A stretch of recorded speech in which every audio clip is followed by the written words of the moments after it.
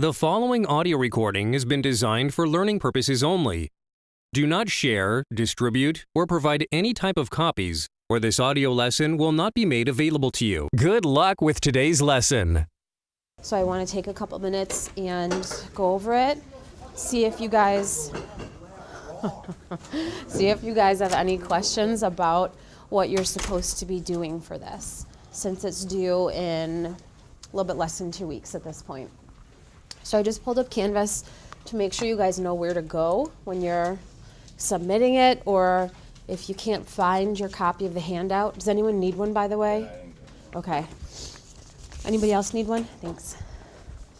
Okay. So if you, at some point down the line, a couple back there.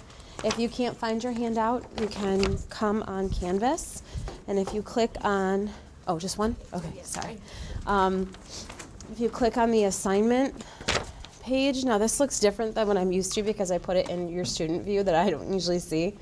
You should see CTR number 1, and a little bit lower because it's due later, CTR number 2. So if you click on CTR number 1, current topic report number 1, I have the handout posted here, so you could just click on this and get the entire handout that hopefully you already have a copy of that I just gave to a few of you. Anybody else need a copy of the writing assignment handout that I gave out a few weeks ago? Last week? I can't remember when it was. Okay. So, general gist of what you're doing for this assignment, once again, so you're going to find some kind of article somewhere. If you are so inclined, feel free to go to the library and dig through the stacks, whatever. I think probably most of you will find your article online. I know that's what I would do. It's easier to access stuff that way. You can for sure go through the library's electronic resources, but you could also just browse on some of the websites that I had listed. If I close this little preview or just scroll down, I just gave you some random ideas here. You don't have to get it from one of those sites. You can find it anywhere online as long as it is a reliable source. Question: is Wikipedia a reliable source? No. Okay, good. Just making sure we're all on the same page there. Doesn't mean you can't use Wikipedia. For example, if you are doing an article on some kind of genetic disorder or whatever, and there's some word or body part or cell part they're mentioning that you're not familiar with, you can Google it, or you can go to Wikipedia to get some more background information. But any good wiki page, if you scroll all the way down, there's a resources section, and you can link out to a more reliable source most of the time. So you can still use it as a kind of backup source, or to expand your understanding of the article you're looking at, but that shouldn't be the source of the article you're going to summarize. It can be a more scientific article. I would think that'd be a little bit harder, because if you've never read one, what I described in the handout as being a primary source, those are often very technical and kind of difficult to get through. It's the article written by the scientists who did the work. So that's where they have to include all of the details about the experiments they did so someone else could recreate it, what concentration of what solution and how long was the incubation, and you'll see all the data tables. That's a little overkill for this kind of assignment. That's why I'm guessing most of you, the majority of students, typically always go for a secondary source. I'm not gonna, read the whole blurb about what's what. Secondary source is kind of written by a journalist. It's already kind of a summary of the actual work that was done, and oftentimes those are a lot easier to read. So anything you would find on NPR, CNN, even New York Times, those are generally secondary articles, and it's absolutely okay to use one of those. So however you find it, whether you are just browsing around on those sites I gave you an idea about, or another one, whatever, and you just see a topic that sounds interesting, or if you have one in mind, hey, my cousin has this genetic disorder, I really want to do something on this, and you search for an article on that, either way is fine. I left the door pretty wide open, hopefully, in terms of what kind of topic you can pick, because I wanted you guys to be able to pick something that you find interesting. It's a lot easier, I think, to write a paper if you have some sort of interest in the topic that it's about, instead of being forced to write something you really don't care about at all. So as long as the topic is related to biology in some way, shape, or form, as long as it's related to life or a living thing in some way, shape, or form, it's absolutely fine. Ranging from I don't know, life on Mars, whatever, to cancer, to photosynthesis, like literally any topic that's related to life in any way is fine, as long as you can find a way to tie it to something we've talked about in the class. It doesn't mean we have to have talked about it in detail, as long as we've mentioned it, or you can find a link to something that has been mentioned in one of the chapters or labs, you're good to go. So once you've found an article and you've read it, what you're really doing in your papers that you're writing is two things. In the first big section called the summary, you're summarizing the article. This is you basically saying, all right, I read this article. How would I describe it? That's not going to work. How would I describe it to someone else in the class if they hadn't read it, but I wanted to tell them what it was about? So you have to, in your own words, obviously, get all the highlights from the article. What was the article talking about? What kind of experiment was done? What was the outcome? Like important findings. It's a summary of the article. The next big section, which is where most of your points are coming from, is the discussion. Now the discussion is not a summary of the article. You already did that. What you're doing in the discussion is kind of expanding upon how the content of the article relates to something we've covered in class. So for example, if you wanted to choose an article about some kind of cancer or a new cancer treatment, like did we talk a lot about cancer? No, we skipped that whole section. So what you could talk about in your discussion is how we talked about the cell cycle and how all cancers result from the cell cycle going wrong. Like you could expand upon it. You could talk about in a more personal way if you wanted to. Why did you choose the article? Why do you find this topic interesting? What did you learn about it? What maybe didn't you quite understand? You know, it's more like give me your thoughts on what the article is. The summary is more cut and dry. What did the article say? Discussion is like, tell me what you think about it. How did it relate to class? It's absolutely okay to use the word I in the discussion because you're telling me your thoughts. I thought this was cool. I found this part confusing, whatever. The third section, the relationship to class concept section, that is literally one sentence. Two if you want to expand a little bit, but all you need to say is the topic of my article related to chapter 9. Or this related to fermentation, which was in lab number 9, whatever, right? It's a section I added specifically so that you can check yourself while you're doing this assignment to make sure you actually did pick a topic or an article that for sure relates to something we've talked about. You don't have to expand on it in this section. All you have to do is list the chapter or lab number that it relates to. The whole expanding on the relationship, that was already in the discussion, so that doesn't need to be here. You already have done that part. Last section you're writing in the paper is just your list of references. Everyone will have a minimum of 2 references. Number 1, the article that you summarized, of course. Number 2, your book. Since you're going to talk about how it relates to a topic from class, include your textbook. That should be super easy because I wrote it right there for you. You can literally copy and paste it from where it is here. I'm not trying to make a whole bunch of extra work for you.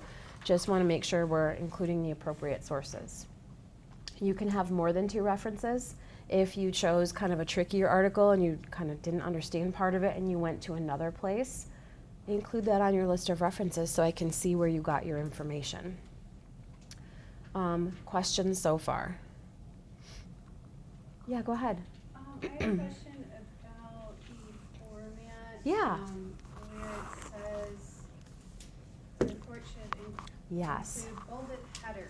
Yes. Now the bolded headers should be summary, Discussion, relationship to class concepts, and references. I want you to include those words ahead of those sections of your paper. Specifically, like why I have that there is I really want to make sure people understand what should be in the summary versus what should be in the discussion. All the findings, explanation, whatever from your actual article goes in the summary, and the discussion is tell me what you think about it. Okay, so you want those headers and then it says You with could- the yeah. dashed lines. Oh, so the dashed lines part, I just, in the handout, beneath the dashed line, this is like a mock-up of what your paper would look like, except you would double space it. You'd have the word title, and then you'll write your title after it. You'll have the word summary, then you'll put your summary after it. If you don't have it exactly like that, if yours isn't in bold or if you underlined it, that is totally fine with me. The big thing I want is to make sure you include some indication of what is your summary and what is your discussion to make sure you separate the two. Okay. Cool. Other questions? Yeah. So for the how it relates to class, it's Yeah. okay, just one sentence.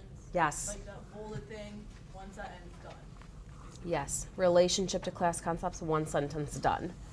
Because you'll have already explained how it's related up above. This is just a check to make sure you get, like, make sure you include the chapter number or the lab number. Yeah. If I scroll down here, I'm saying in here, you know, like, put your references in MLA format. I put that because I think that's what the English department here uses. Clearly, I don't teach any English classes, so I'm not positive. Am I going to be a huge stickler about this? As if, you know, you have a colon in the wrong place. Am I going to take a point off? No. I just want you to format it in some sort of respectable way so that if someone like me wanted to find your source, I would know how to do that. Is copying and pasting a URL a formatted reference? No. That's what I mean. If you have like the name of the article and all that information, and then you want to paste the URL, cool, do it. Just make sure you have the other information there too. I wanted to talk about just a little bit about academic integrity here in this section on the handout. I know we talked about this on the first day of class, but that was weeks ago, months ago at this point. So I just want to remind you, the whole point of this assignment is for you to explain the article in your own words. If I wanted to know how the people who wrote the article worded it, I would read your article. And in fact, that's what I do. These will take me a while to grade because I read every single article chosen by people, and then I read their summary of it because I want to make sure they actually did a good job summarizing, hitting all the high points, whatever. So you need to make sure that you're putting things in your own words. Don't just copy and paste it straight from the article. If you want to copy and paste like if there's like one sentence or two that are in there that are like, man, this is perfect, this is like an exact way I would have said it, you can copy and paste it if you put quotation marks around the sentence, because that's your way of indicating someone else said it this way. You can use a direct quote, but you must indicate it is a direct quote. And I also want to say just sort of be thoughtful about how you write things. I've seen a lot of people over the years basically copy and paste a sentence and then pull out a thesaurus and change 2 or 3 words and say that's not plagiarism. That is still plagiarism. There are all kinds of resources you can find to make sure you know and understand what plagiarism is, to make sure you're not doing it. I can point you to some of them if you're curious. Again, I think the best way to do this is pretend, instead of writing a paper, pretend you were turning to the person next to you and telling them, what is the article about? You know, it doesn't have to be super formal. If you were going to just chat with me and tell me what it's about, instead of saying it, just type it in your paper. Totally acceptable. Just make sure it's in your own words. To help you check yourself on this is why I'm having you submit your paper on Canvas through Turnitin. If you've never used Turnitin before, it's a platform that runs a comparison. It'll take your paper and scan it against websites and previously submitted papers and whatever, and it will highlight and flag portions for you that seem a little bit too close to be a coincidence. Now, some instructors make their students turn it in that way and just look at the report as they're grading it. I am making the report available for you to see right after you have submitted it. I want you to use it as a tool to help you make sure you're doing okay, because I know sometimes plagiarism can seem confusing for people. So after you upload your paper, there's a little bit of a lag time, like maybe a half hour, I'm not sure exactly what it is. If you go back in as if you were like resubmitting your paper, you should see a little like report there. It'll give you a percentage of a match. There's no magic number you have to be below for it to be good, or if you're over it, it's bad.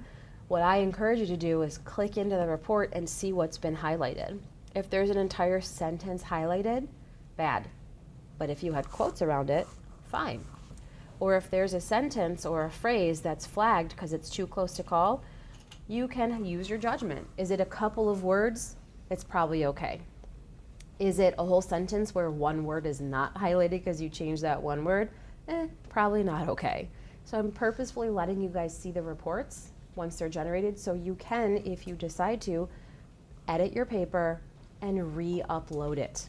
I left it open so you can re-upload it and rescan it essentially as many times as you want. I think it's set, not my setting, but in the system there's a setting where after you have uploaded it 3 times, it kind of locks you out for 24 hours just to say, slow down and think about this for a minute before you'll be allowed to resubmit again. So this is why I always tell people try not to wait till like 11:58 to submit your paper, because then you won't have time to change it and re-upload it if there's a change you want to make. If you upload your paper a day or 2 ahead of time, it gives the system time to check it for you. You can see, does this look okay? Do I think there's a problem that I missed somewhere? Did I forget to put those quotation marks to indicate it's a direct quote? Fix it and re-upload it. Give yourself a little bit of wiggle room there. Writing help. Everyone, including me, can benefit from having another set of eyes on what they have written. So if you have a friend in class or you have your mom at home or whatever who can read your paper for you, do that. If you want some help from someone at the school, there's a wonderful resource, the Reading and Writing Studio, that I talked about on the very first day of class. They'll help you with any aspect of this assignment that you need help with. You could take this handout to them and say, what the hell am I supposed to do with this? And I think they'd help you sort through it. I hope you bring me that question first so we could talk about it more. But let's say you wrote a rough draft and you're not sure you're really hitting it on the head. You could take them your rough draft and have them work through it with you. They'll help you with any step of the process. You can walk in, you can set up an appointment. I just wanted to make sure you guys were aware of this resource. It's always good to get another set of eyes on your paper. When we are proofreading our own work, your brain automatically jumps to filling in what you think you wrote, and you gloss right over what's actually on the paper. So it's a lot easier to miss your own mistakes than it is for someone else to miss them. All right, I already said you're gonna submit it on Canvas through Turnitin. How you would do that is it's gonna look weird on my page. I'm just scrolling down. See where I'm seeing a Turnitin error? That's because this is my fake student account and they don't have it set up for our student preview. What yours will look like when you click into it, if you scroll down, this is my interaction, right? What you would see down there is a little drop box where you could put, I just clicked on the module page to get us out of there. You could click and drag, you can upload your assignment right into it. Okay, any questions? Okay, I really want to stress this is not meant to be a big stressful assignment. 1.5 pages, 2 pages. I think most people can probably finish it in a couple of hours. So follow the directions and most people do pretty well. There are some stipulations I want to make sure you caught in here. Your article must be dated from January 1st of this year or later. So sometime since the beginning of the year. I want to make sure you're finding something current. I don't care if it's the coolest article ever. If it was published December 31st, it says in here if your article is not current, you automatically lose half the points the assignment is worth. So you're down 15 points right away. So make sure it's the first thing you check if you find a cool article. When was it published? If you cannot find a date, right up top or sometimes at the bottom, don't use that article because it's probably older or not the appropriate type of article.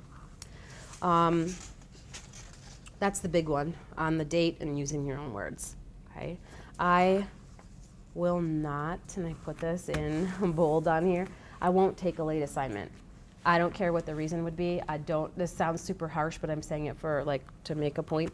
I don't care if you're in the hospital the day it is supposed to be due. I don't care if you're, got a flat tire and couldn't get home to hit submit on your computer. I don't care. If it's late, I don't care why. I'll just give you a 0. And that is real hardcore. I try to give you a little leeway on most things, but on this one, I'm not going to. There's a really tight window for me to grade these and turn it around. So if you don't get it in on time, I'm not gonna grade it. You can submit it early for sure, as I've already talked about. You could submit it tonight if you finish it. You could, bless you, you could do both of your papers tonight. Drop one into CTR1, drop one into CTR2, and you're done. right? Both of them are open. You can drop them in there whenever you want. You just have to make sure they're both in before the due date for those assignments. What I would do is do both of them, drop them in there. I'm gonna try really hard, like for sure. I'll have your first paper graded and back to you before the second one is due, because I want you to know if you lost any easy points for some reason. And even if you already submitted CTR2, you could then edit it and re-upload it so you can fix whatever little blip you might have done on the first one. Only difference between the two papers is that you're picking two different articles to summarize and discuss. Otherwise, it's the same assignment. Any questions about the writing assignment? Okay, cool. The other thing I want to do is I want to make sure everybody saw this announcement that I posted. What was that, last week? I don't even remember when I did this.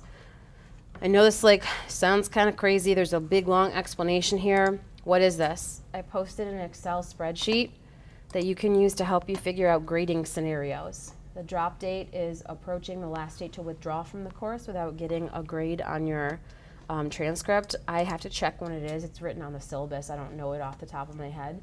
It's usually about 3/4 through the semester, and we're almost there. I know on Canvas for you guys, you can put in this whole what if scenario, what if I get this grade on exam 3, which by the way is obviously not graded yet, or you'd know what your grade is. I'll have those done sometime in the next couple of days, I expect. But that what if scenario doesn't really paint a full picture for you, because you can put in what if for 8 billion different combinations. But what I wanted to do is give you a different way to think about this. So if you open up this spreadsheet, what you're going to find are some tables here. Now the instructions that I posted with the announcement are how to do this.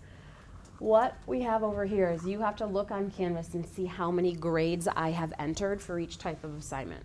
And I can't remember if I've graded anything else since I posted this, so you'll have to go in and check. I think there are now more than 4 in-class assignments that have been added, maybe 5 or 6.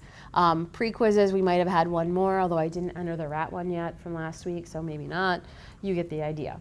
So you have to update the stuff in the blue boxes, and what this is essentially calculating is how many points have been available up until now in the semester. You're then going to check what your overall total number of points is today, right now, by looking at your Canvas. I'm just going to make up a number. I'm not going to update this, but you would need to as you're using it. I'm just going to say someone's got 250 points. Once I hit enter, what you're seeing here should match what you see in Canvas. Might be a little bit off because I just put the RAT extra credit in yesterday, I think.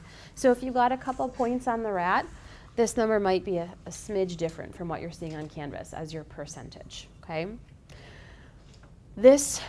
What this tells you is if the class ended today, what would your final grade be? With this number of points and this percentage, that would be a D+, okay? So let's say a D+ is not what you're aiming for, bless you, and you were hoping to get something higher, okay? What higher grade do you want? I don't know, it's different for everyone, right? That's what this table over here is all about. Let's say I really want to have a C by the time this semester is over, because I need this to count for a prereq, or I'm trying to transfer it, or whatever. So if I want to have a C, basically this is the number off the syllabus for how many points you have to earn by the time the class is over. You've already earned this many of them, so I have this set up so it'll calculate how many more points you need, which is kind of abstract, right? That's why I added this. This tells you what you'd have to average on everything else we have left this semester in order to get to the C by the time the semester's over. That means on every exam, lab pre-quiz, the papers, the assignments, whatever, you have to average a C if you want to get a C by the end. This is what I tell people to do. Compare what you'd need to average to get that grade to what you have been averaging so far. If those numbers are significantly different, you got to ask yourself a question. What have I been doing, like in terms of the effort I've been putting in and the strategies I've been using? What have I been doing thus far? And is there some kind of change I can make to try to get what I have been doing up a little higher to make it to the point I want to be at? Now for this scenario I put in, notice that if your grade is this right now, If you were saying I need to get an A or an A minus, see how those numbers are over 100%? That means it's no longer mathematically possible to do it. So if you were sitting at 250 points with a D plus right now, and you're saying I need an A in this class, you can't get there anymore. Too much of the semester has gone by. But, big but, sounded weird. This does not take into account the extra credit that will be coming. This does not take into account the optional final exam. So I put in the instructions how you can try to play with the numbers a little bit to mimic that. If you want to say, all right, I know there's going to be like 30 more points of extra credit coming, you can just add 30 to your total number of points right now. If I have 250 and I'm assuming I'm going to get all 30 of those extra credit points, I'm going to say it'd be like I have 280. When I put that in, it means that this percentage for right now is no longer going to be correct, but you can still look to the numbers over here, right? That A minus that was impossible before is now still possible. But again, your current average, if this is you, is 68%. And to get that A minus, you'd have to get all the extra credit and average nearly 100% on everything that's left. So can you find a way to step it up from 68 average to 100 average for everything we've got left? Again, this doesn't take into account the final exam. How could you kind of play with that? Look at your lowest score on a test. If your lowest score was 25 points out of 75 points, and you took the final and did like amazing on it, you could essentially add in like an extra 40 points. It's like another shot of extra credit basically. If that was you, if you did all the extra credit, took the final and did fantastic, now that A is back within reach for you. So I know this spreadsheet might look confusing with all these columns of numbers and whatever. My hope is that if you just follow the instructions I posted, you can put in your current grade and get an idea of what the landscape is for you for the rest of the semester. If I'm at a C minus, what do I have to do to get a B? Is this still possible? Can I get there? What would that look like for me? Or if I'm at a B and I really want to get an A for a competitive program or whatever, could I still do it and how would I do it? What do I have to average? Or if I'm failing right now, what do I have to do to not fail by the end? I know it feels like we're pretty deep into the semester, but there are still a lot of points that are up for grabs. So I wanted to put this together to try to give you guys a way of thinking about, could I still get to where I want to be? Yeah, go ahead. Can you talk a little bit more about the final, after the final exam?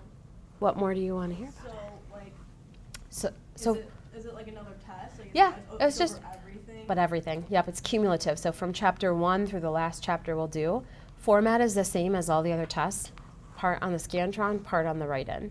Is it like, crap, I had to, 1 minute. That's okay. I'll think about it. I'll talk a little bit more about it. Maybe that'll trigger your memory. We'll spend the entire lecture period before it, review, massive review, just for every chapter we've done. From my perspective, people who come to the review and study, like 95% of people can drop a lower grade.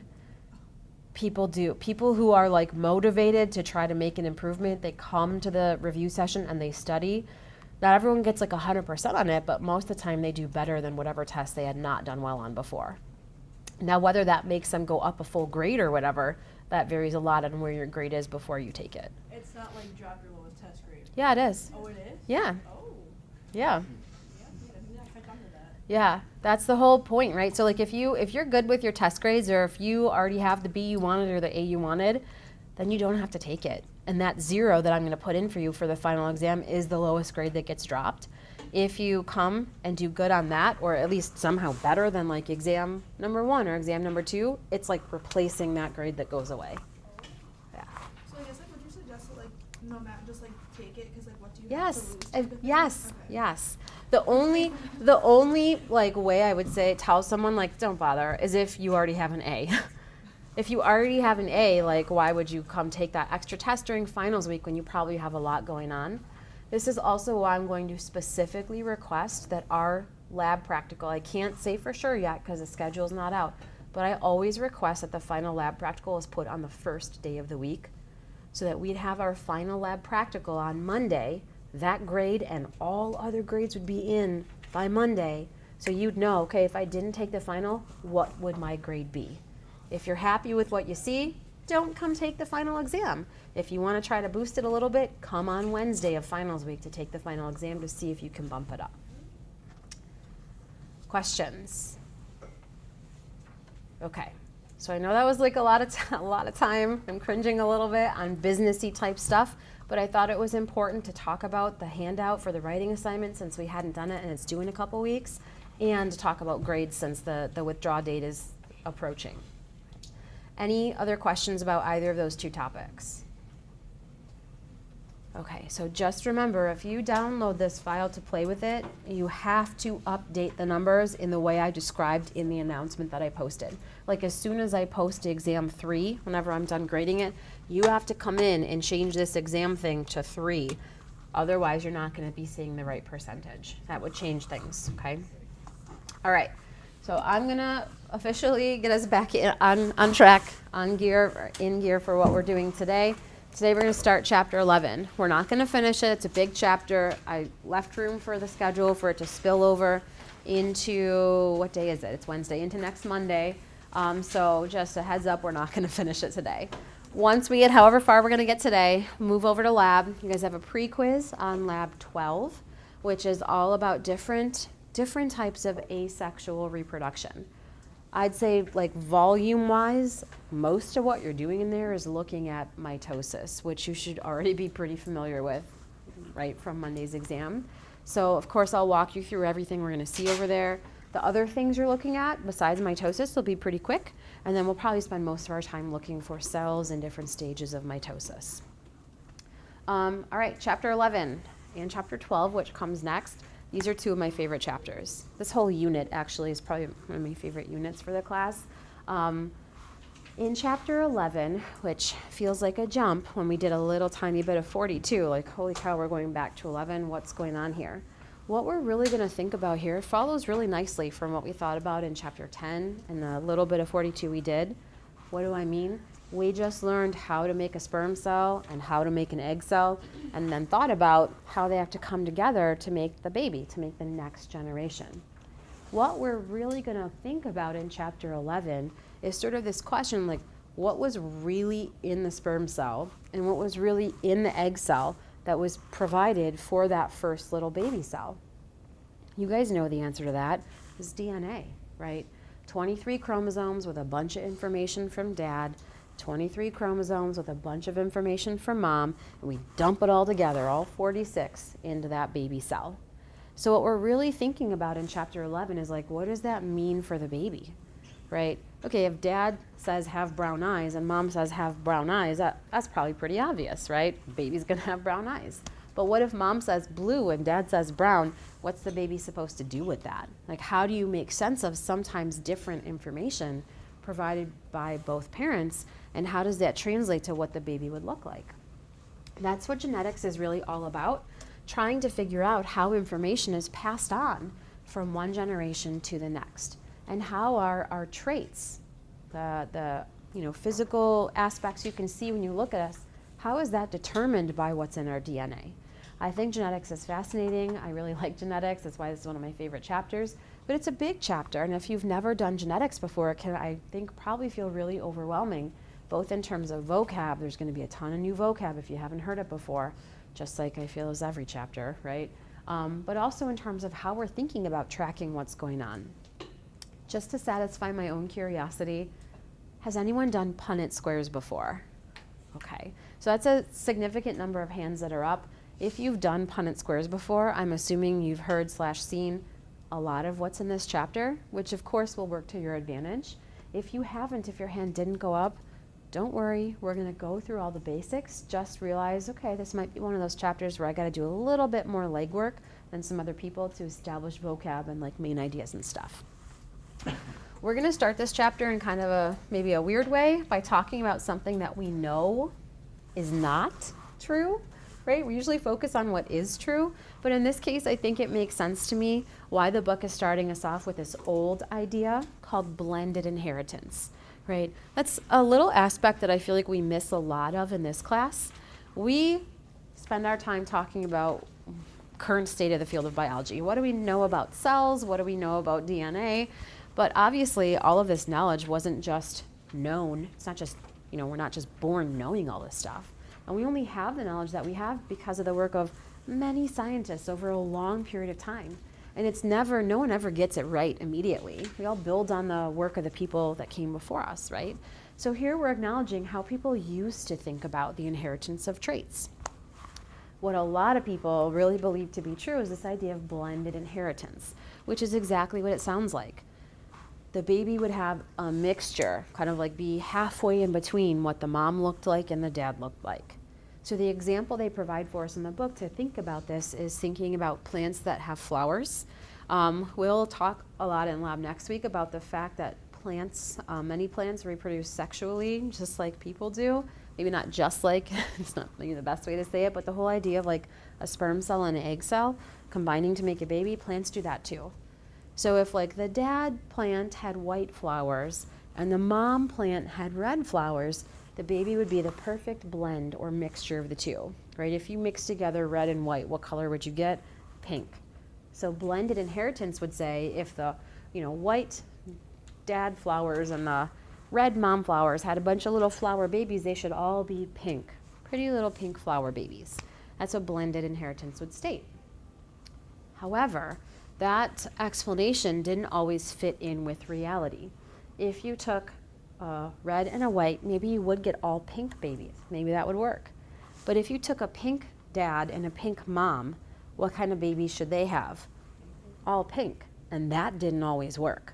Sometimes the pink mom and pink dad would have some red babies or some white babies, and that doesn't make sense in this system, right? Another way I kind of think about, I point out all the time how this falls apart. Blended inheritance would basically say if your dad was 6 feet tall and your mom was 5 feet tall, how tall would you and all of your siblings be? Right in between, 5.5 feet. Does that sound legit? Of course not, right? So we can quickly see with some more extreme examples like that how this whole idea falls apart. And even at the time, scientists who believed this idea, they realized it couldn't fully explain what they were seeing, and it couldn't always accurately predict the outcome of an experiment they were going to do. And those two things, if you can't explain your results and you can't make accurate predictions, that means your idea is probably not the correct one, right? So this is just sort of the book's way of, in one chapter, pointing out like, hey, we didn't always know what we know today. People used to think it was this. Now we know it's something different. And a lot of how we know it's different today is based, at least initially, on the work of this man. This is a picture of Gregor Mendel, who's like the grandfather of modern genetics, basically. For whatever reason, whenever you hear about Mendel, like the first thing anyone mentions is that he was an Austrian monk. Like why that has any bearing on these experiments, I have no idea, but it's like a little tidbit, like a Jeopardy question kind of thing that would always be asked. So fine, okay, he was a monk. What I want to focus on instead is this. He was one of the first biologists to really apply mathematics to his findings. He had a really strong background in math and statistics, and he applied that knowledge of numbers and pattern recognition to the experiments that he was doing with genetics. He was, like I said, really good at identifying patterns, and that helped him make sense of the results that he was getting. That, I think, is much more important to understanding what he did than this little tidbit that you always hear. Okay, so I put these numbers here just to give you some idea of the timing. A lot of this work, I think, was around the 1860s, so quite a while ago. What was he doing? He used plants to do a series of breeding experiments. Just like that ridiculous picture I painted on the last slide, right? A mom plant and a dad plant had some cute little plant babies. That's what he did. He used pea plants like that you could grow in your garden. And he did a whole series of breeding experiments where he carefully selected who would be dad and who would be mom, and then he watched to see what the babies would look like. Do they look like mom? Do they look like dad? Do they look like a mixture? And by carefully designing and controlling his experiments, he basically founded our modern understanding of how genetics works. A lot of the findings that he got really still hold true today. So that's where we're going to start, is essentially to follow some of the early experiments that Mendel did. What he ultimately proposed, kind of two main ideas. Overwhelmingly, these are known as the particulate theory of inheritance. Remember what the word theory means in science? It's not like, oh, I have this random crazy idea. A theory is something that's backed up by a lot of evidence that scientists are pretty much in agreement about, that this is what explains what's going on. His particulate theory essentially is based on the existence of these, what he called minute particles, hence particulate, minute or tiny little particles that are essentially being passed and reshuffled from one generation to the next. Let's just call these what they are. What he called minute particles, in today's modern world we understand to be DNA. Genes. Remember, a gene is like a little chunk of DNA with a specific set of instructions on how to make a certain protein that our cells make, or how to control a certain process that's happening in the cell. So basically what Mendel was saying, but didn't have the words for, is that chunks of DNA are being reshuffled as they're passed from one generation to the next. And depending on what chunk you get of those instructions, that dictates the traits that you have. Now this is where I always come back to the dates. You don't have to know the dates, it's not a history class, right? But I want to just have us think about what life would have been like in the 1860s for a scientist. He didn't know what cells were. Cell theory happened later. He didn't know what chromosomes were. He didn't have a microscope to even see like cells or have a chance of seeing chromosomes. So very different context from even what we've covered in this intro bio class. Like, you guys have already seen chromosomes. We've tracked them as they swap chunks and get passed on and all of that. Like, we have a different way of approaching this idea because of what we have an understanding about of the way that our cells work. He didn't know any of this stuff, right? Which to me, when I actually like take a step back and stop and think about it, every semester, it blows my mind how ingenious these experiments were.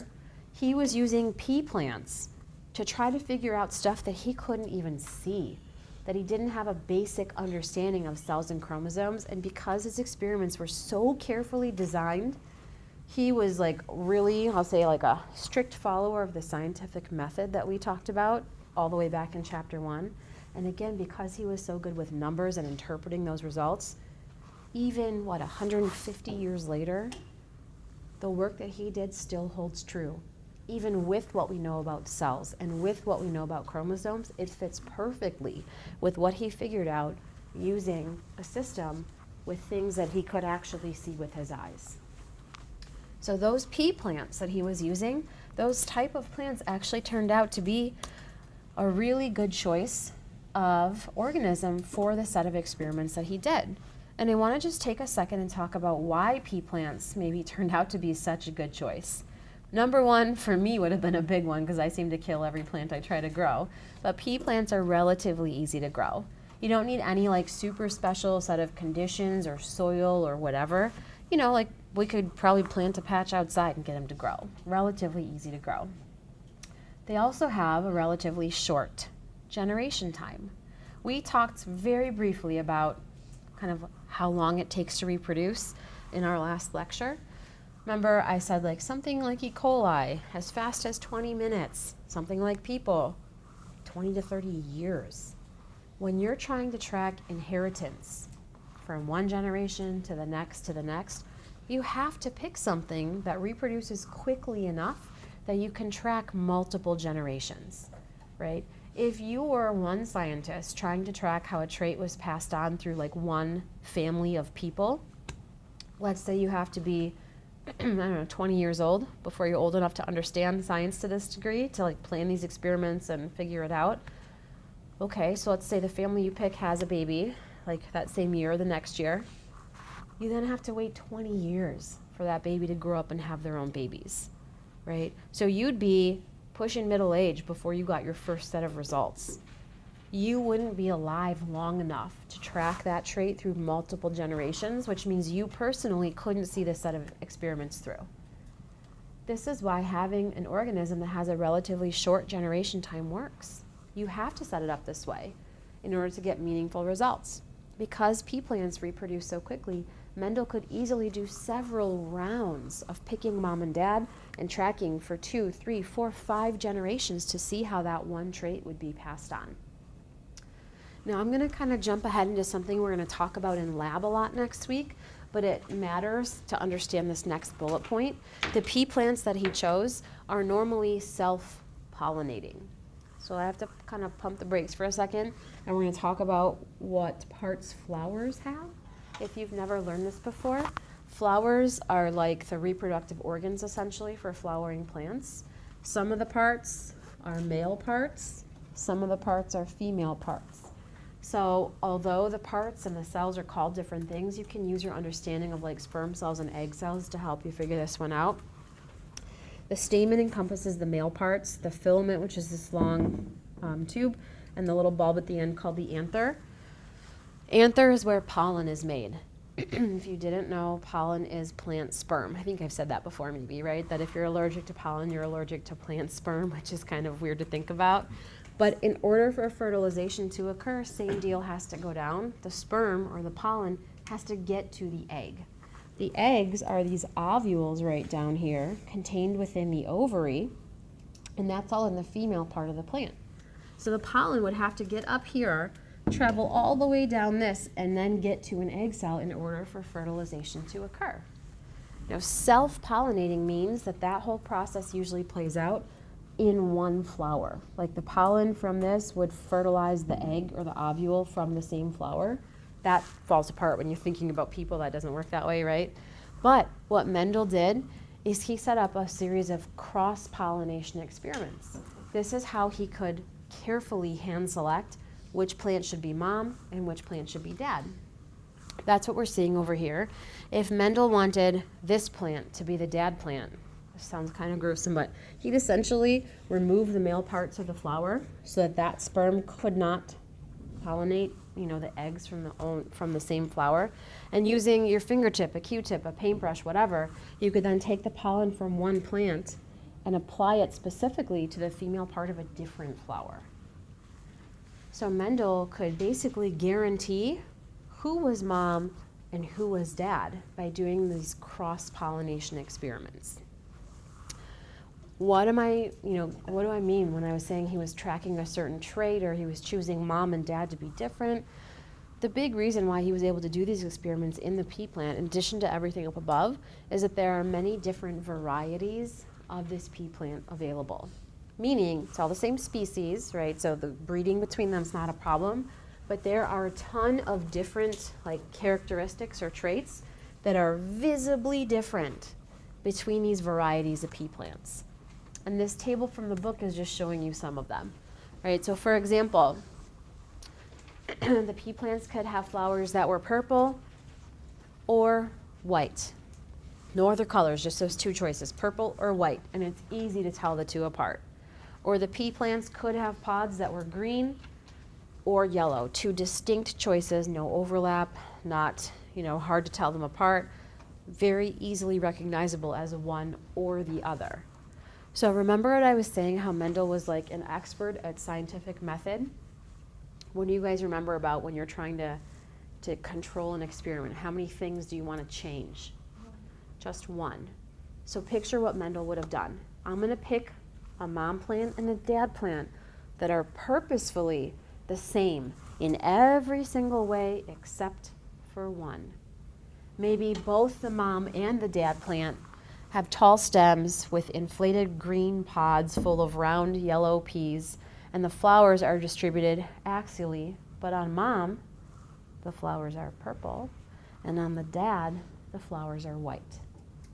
You set up that breeding experiment, mom and dad make some cute little pea plant babies, and because there's only one thing that's different between mom and dad, you can hone right in on asking the question you're meaning to ask: what color are the flowers in the babies? Are they purple like mom? Are they all white like dad? Are they like an intermediate, a mixture of the two? Do you get some white babies and some purple babies?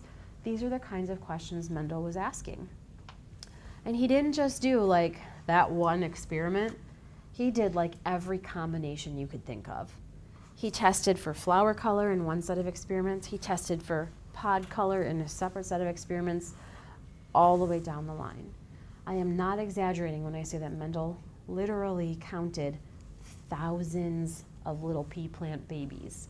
And again, the fact that he was so good with numbers and statistics and seeing patterns, that really is what allowed him to see the patterns that emerged and make sense of what was going on with these experiments. Any questions on the kinds of experiments Mendel was doing, the traits he was looking at before we take our break? Okay, so when we get back at 11 o'clock, we're gonna follow one of the early experiments that he did. We're gonna take a tall dad and a short mom and see what kind of babies they had together. Okay, so be back at 11. We'll carry on with chapter 11. Can I talk to you about spring break? Yeah. Because I was not gonna go on it, but Yeah, because like because we don't have one. yeah, Yeah. But I'm still in high school, so I'm trying to. Oh, go- right. Yeah. Yes. So I'm trying to go on my senior spring break. Yes, okay. Yeah. So I'm leaving on the 30th, and I'm gonna be gone for a week. Okay, think so I I'm think missing- a lab review quiz and a test. Yeah. So I say in the syllabus that like being on a vacation is not a reason for makeup, but I also appreciate the situation. Yeah. So this is why I let everybody have a makeup. So I'll basically just take your test to the Learning Center for you, and you can take it when you get back. All right. Yeah, and then just make sure you touch base with someone about the lecture you missed and whatever lab you might have missed in the And there meantime. wasn't- for the next test, there's not a lot of chapters, right? It's just 4, yeah. And like the focus really will be on 11 and 12, which are the first ones we're doing. So We're I'll be there only for doing, that. yeah, we're only doing one little part of 13 and maybe a couple little things from chapter 14. And that might be what you missed the first day that you're gone. So you would just make sure you look over those notes and ask me for questions before you come back and they're on the test. Okay. Okay. Thank you. Yep. Hey, oh, time again. Okay. Oh. Come over here. Okay, don't look for a second because it has everybody's grade on it.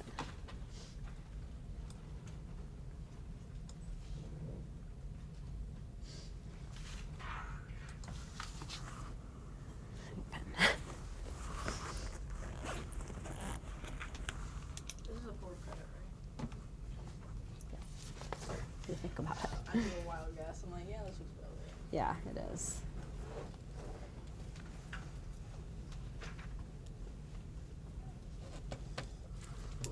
Cool, yeah.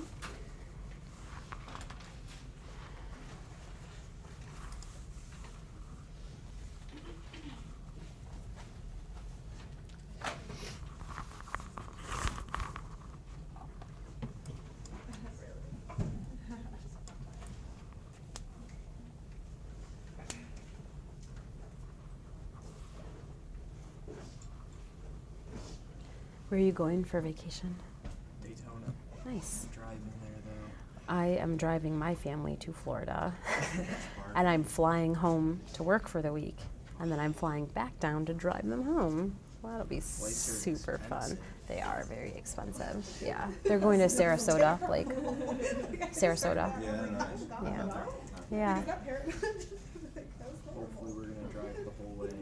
We usually drive straight. We usually drive. I mean, we stop for like bathroom breaks or whatever, but we don't like get a hotel, because then our kids can sleep overnight and it's like less brutal. But oh, I love Savannah. Yeah, it's kind of out of the way a little bit, but it's a beautiful city. Yeah, we stopped in South Carolina too. That's- Yeah. No, Savannah's awesome. My father-in-law grew up there, so I've been there a couple times with my husband's family. It's really pretty. Yeah. Yeah, I heard. There's a lot of history there too. Yeah. Yeah.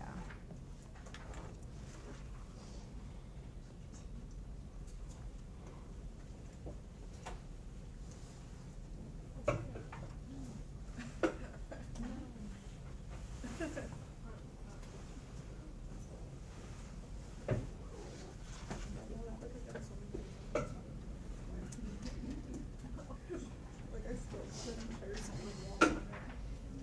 It was like the east somewhere. loved it. I thought it was great. There was only one section that I didn't know, and that was the stuff about polar bodies. You know, those people, I find this chapter very interesting because my parents are both very short. Yeah. My mom's And you're 5'2", my dad's 5'7", I'm 6'4". yeah. So I find this very interesting. Yeah, and we're going to talk a little bit about height in the later part of the chapter. There are other things that can influence height as well, so that can be part of what's going on. One of my buddies, this guy's like, Yeah, his parents are shorter than mine. that's so funny. He's like, his parents are like down Tiny, yeah, and he's like here. way. He's like door height. That's insane. Yeah, genetics is super interesting. Yeah, Nobody knows how it happened. yeah, You just like figure it out. yeah. That's crazy. I love it. I love stories like that. Okay. As long as like something crazy didn't happen, I almost forgot. I have a question about genetics. Are we gonna talk about like what makes something dominant, like a dominant trait? Yeah. We're going to talk dominant versus recessive. We won't necessarily get into like why something that's dominant is dominant. Because I always kind of wondered, like, why would something be dominant or something else? Yeah, in some, so that's a little bit more complicated than what we're going to get into.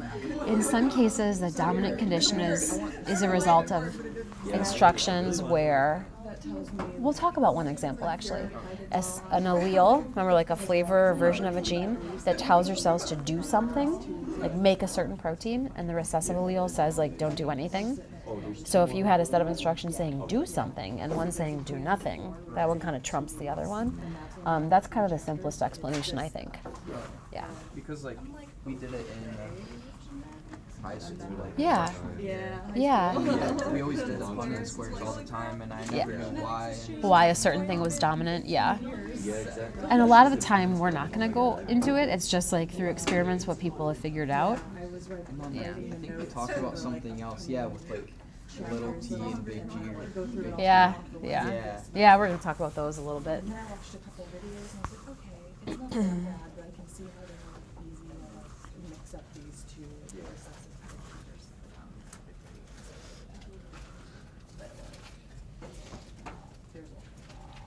And I always wondered, like, isn't eventually so far in the future, won't like everyone start looking more similar? That's an interesting question. Even in like like math class, we talk about stuff like that. Like the more people there are, like, Yeah. the closer Yeah. it is to like the middle, I guess. Yeah. And we'll talk about that a little bit. And maybe not directly, but it's interesting because historically, like certain groups of people were sort of isolated from each other. But now with airline travel and people moving so much, and you could. Don't you think all the dominant traits, like eventually, will just be They don't necessarily always take over, and we will talk about that when we get to evolution in the next unit. We'll talk exactly about why that's not always the case. Yeah.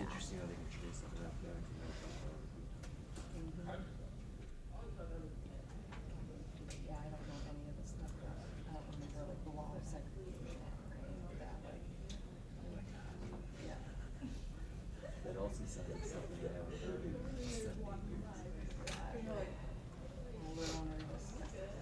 This is probably my favorite part too. of What? this. This is Yeah. probably my favorite I know, I really like genetics. because it's kind of like, I don't want to sound like weird, but this is kind of like the part that most applies to like everyone. Because like when we're talking about the cells and stuff, not everyone Yeah. really. Like the cells don't really matter to me besides biology class, you know what I mean? Well, like it matters in like life, but I mean Yeah. outside of it. Yeah. Like, You see genetics, more like, application in genetics. Yeah. Hybrid test cross, where it's like LL. No, I don't know any of this. Because I'm like, but that looks the same as that. Yeah, like because you can like look at your parents and tell. Yeah. What part you could have got from them and stuff. Yeah. Okay, guys, we're going to get back into it. Like I said, we're going to start by tracking one of the experiments that Mendel actually did. So as you already know, he did a bunch of these crossbreeding experiments where he purposefully picked mom plant to be one thing and dad plant to be a different thing. And what he used as his parent plants, he described them as being true breeding. Now, I dropped this term here that I have not defined yet. We're going to define it later. I just dropped it there in case you have learned genetics before, in case that term means anything to you. It can help you kind of track along with what we're doing. What Mendel meant when he said true breeding. I'm going to go right to talking about a tall dad and a short mom, because that's the experiment we're going to follow in a minute. Before he used the tall dad in this experiment, he would let that tall dad plant self-pollinate. And when it self-pollinated, the tall plant would only ever give rise to other tall plants. Tall, tall, tall, tall, tall, as many times as you do it. Same thing is true for the short parent. If you let that short plant self-pollinate, it will only ever give rise to other short plants. Short, short, short, short. So we have a tall, tall, tall, tall, tall plant and a short, short, short, short, short plant. That's what he meant by true breeding parents. And then, of course, what we're going to do is cross them with each other, right? He would take pollen from the tall plant and use it to pollinate the short plant, and vice versa, which I'll stress in just a second.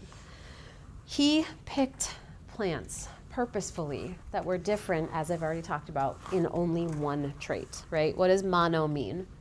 One. That's what a monohybrid cross is. Hybrid, because you're picking two different, tall and short, hybrid. Mono, because they're only different in that one aspect. So maybe they were tall and short, but maybe they both had purple flowers, green pods, et cetera, et cetera, et cetera. Now, some terminology to get down. You know we're tracking inheritance, so how it's passed on to kids and whatever. So it helps if we can describe each generation of offspring in some kind of, distinguishing way. So P is easy. P stands for parents. Tall dad, short mom. Those are the parents. That's the P generation. Whenever you see an F like this, it stands for offspring, right, or kids. And then you can use numbers to talk about how many generations removed from the parents you are. So if parents are P, F1 would be their kids, F2 would be like the equivalent of their grandkids, F3 would be like the great-grandkids, etc. You could track as many generations as you want, F10, F15, whatever. We're only going to really ever go out to 2. And we usually will go out to 2 for reasons that will become obvious shortly. So just to really make sure we know what we're about to see, we're going to cross a true breeding tall plant that I'm going to just call dad so we can relate to it a little bit easier, with a true breeding short plant that I'm going to call mom. Just again so we can track who's who. And Mendel, again, being such a careful scientist, made sure to do these experiments in a reciprocal manner, meaning he would take the pollen from the short plant, pollinate the tall plant, and take the pollen from the tall plant and pollinate the short plant. In other words, in one experiment he did tall dad, short mom. In the same, like in the next breath, he'd take a tall mom and a short dad and do that. He wanted to basically make sure that his results were not an artifact of who was dad and who was mom. So he did it both ways to guarantee the results, or to make sure that the results would be the same either way. So let's go back to this old idea that we kind of know is not right anymore. If blended inheritance were true, and you had a tall dad and a short mom, what would you expect the babies to look like? Medium size, exactly. Do you think that's what Mendel saw? Of course not, right? We already kind of said that's not what's going on. Next slide looks real busy, just to warn you. I'm going to spend quite a bit of time talking about it. First, let's get our answer. Were those babies medium size? Nope. Every single member of the F1 generation, every single little pea plant baby that was born, they were all tall, just like dad, right? Because I'm saying tall dad, short mom. They were all tall, just like dad. So I think right away this begs the question, does that mean the short trait is like gone forever? No, it is not. It's still there. We're just not seeing it, essentially, in this round of babies. Now, if you haven't done them before, if you haven't seen them before, this is a Punnett square right here. This is what we're going to work our way towards. But in order to get to here, we got to start way up top. Okay, look at how that top couple of boxes are labeled. P generation, those are our parents, okay? And looking at the pictures, you can see that one of those plants is a tall plant, that's our dad, and one of the plants is a short plant, that's who I'm going to call mom. So those are the parents that we start with. You can see how there are a couple T's in the bottom corner. I want to talk to you about what those T's represent. All these traits in the pea plant are controlled by genes in the DNA, just like our traits are controlled by information in our DNA. Now for height or stem length, whatever, for the height of the pea plant, there is one gene that controls how tall the plant will be. Now I want to talk for a second about the difference between gene and allele. This is something we spoke about in chapter, I think it was 10, right? The gene is the chunk of information that determines a trait, like how tall the pea plant is. An allele is like a version or a flavor of that gene. Just like I talked about in chapter 10, maybe you have a gene for eye color, but there could be a blue allele or a brown allele, different flavors or different versions of that information. For the height of the pea plant, we've got two choices, tall or short. They're both information about what height to be, just two different versions of that information. That's why you're seeing some of these T's are capital T's. That's like the instructions on how to be tall is a capital T. And the lowercase t represents the allele with the instructions on how to be short. So notice those parents up there. They both have two T's in their box. What is that about? Okay, see if you can follow this statement. Just like people, just like us, pea plants are diploid. They have two copies of every chromosome, one they got from their mom and one they got from their dad. So this pea plant got instructions from its dad, be tall, and instructions from its mom to be tall. So it's a tall plant, right? This mom over here also has two sets of instructions, but her parents gave her a different allele. Her mom said, be short. Her dad said, be short. So she is a short plant. So those two T's in the boxes up top, those represent the alleles that those plants have, the genes that they have that tell them how tall to be. Remember what our main idea is in this chapter? We're thinking about what was in the sperm cell and what was in the egg cell that gave the baby instructions. And we have our parents, so if we want to see what their babies are going to look like, what do we have to do first? You guys remember what the term gamete means? Sex cell, right? Before the dad can become a dad, he has to make sperm. Before the mom can become a mom, she has to make an egg. And what we're really doing with this next line is thinking, okay, what kinds of sperm cells could dad make? What kinds of egg cells could mom make? And they start us off by kind of easing us into it here, because that dad and that mom, they really only make one kind of gamete each, right? If this dad only has big T's, that's all he has in all of his cells, big T, whatever, what's the only kind of T he could pass on to his kids? A big T. So every single sperm cell, that's what this circle represents, every single sperm cell he ever makes has to get a big T in it. Likewise, if mom over here only has little T's, it's all she has in any cell in her body, what's the only kind of T she has to put into an egg cell? A little T. So every egg cell she ever makes is going to have a little T in it. Now I want to stop for a minute and address an issue that you may not have even noticed, but I like to point out. What I just told you is that dad, every sperm cell he ever makes will be identical. And that mom, every egg cell she ever makes would be identical. And that seemingly flies in the face of what we learned in chapter 10, where we talked so much about genetic variation, right? I stressed a lot in chapter 10, no two sperm cells or egg cells you ever make would ever be the same. And it sounds like I've said just now the exact opposite. So like, how can both of those statements be true? They actually are both true, and the difference is our perspective. In this set of problems, it's like you have blinders on. We're only looking at this one trait, this one gene. And for this one gene, there is only one option, a big T for dad and a little t for mom. In chapter 10, the blinders were off. We weren't just thinking about one gene, we were thinking about all the genes on all the chromosomes and how we could really mix things up. So even though those two statements seem like they're the opposite, every sperm cell and egg cell are different from chapter 10 versus they're all the same here, they can both be true because we're just asking a different question. I think the next step is easy, right? Once you know what the sperm cells have going on, and once you know what the egg cells have going on, like how do you make a baby? You just mash them together, right? To make a baby, you have to combine the gametes. How I've said this before, right? For humans, 23 chromosomes in the sperm cell, 23 chromosomes in the egg cell. When you combine them, you get back up to the diploid number of 46, right? So notice, gametes are haploid. You only put one kind of T in there. Gametes are haploid, only one kind of T. But when you combine gametes, fertilization essentially restores diploid number. This box represents the baby.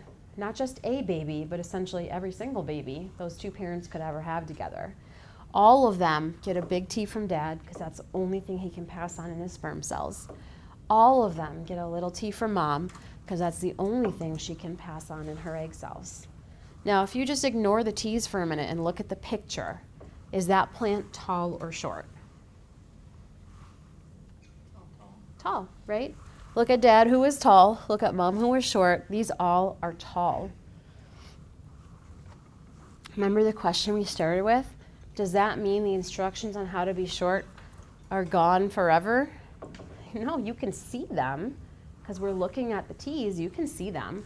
But looking at the plant, you don't see that T. All you see is that it's tall.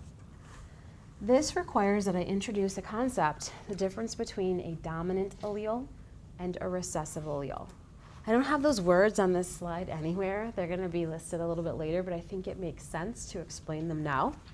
Remember how there are different flavors or versions called alleles? This capital T is written as a capital letter to indicate that it is the dominant allele. Now the definition for dominant allele, it just means that when it's present, it will mask expression of the other allele. It like is the trump card. It's going to trump whatever else is there, okay? The lowercase t, the fact that it's lowercase indicates it's a recessive allele. The way I think about this, you know my weird brain, right? I think about the fact that there are two letters here, two alleles, like two people telling me something, one in each ear. When you see a dominant allele, capital letter, I think about that like someone is screaming into my ear with a megaphone, like be tall, like really, really loud. And the lowercase letter is like a whisper, be short, right? So if I actually had someone yelling, be tall, at the same exact time that someone else was whispering, be short, like which message would I hear? Be tall would drown out, be short, right? All I'm hearing is to be tall, so I'm a tall plant. That's how dominant alleles work. They cover up whatever they're paired with. So even though this plant has instructions about how to do both things, the instructions on how to be tall like overpower the instructions on how to be short, and all you see is sort of like the megaphone. I see a tall plant looking at it. We know already, Mendel didn't see, we see, there's still a little t right there. So how did Mendel figure out if that lowercase t was still there? He went out to the next generation. He would pick two members of this F1 generation, one to be mom and one to be dad. Okay. Well, okay, if we want one to be mom and one to be dad and for them to have babies, what do you have to do before you make babies? You have to make sex cells. You have to make sperm cells and egg cells to get to the baby. Here's where we don't have the same cop-out we had up above. Remember what we did for dad up here? He only had one kind of T, so we knew every sperm cell he ever made would have a big T. Same thing goes for mom. But if this is mom, she has more than one kind of T now. And you guys know how meiosis works, right? Those alleles are on a homologous pair of chromosomes that are separated during meiosis.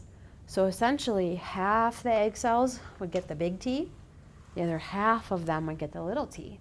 Both are possible, and we have to account for all possibilities. So when you set up a Punnett square, what you're really doing is across the headers on the top, you're essentially writing every kind of gamete that that mom could possibly make. And on the far side, you're writing every kind of sperm cell the dad could possibly make.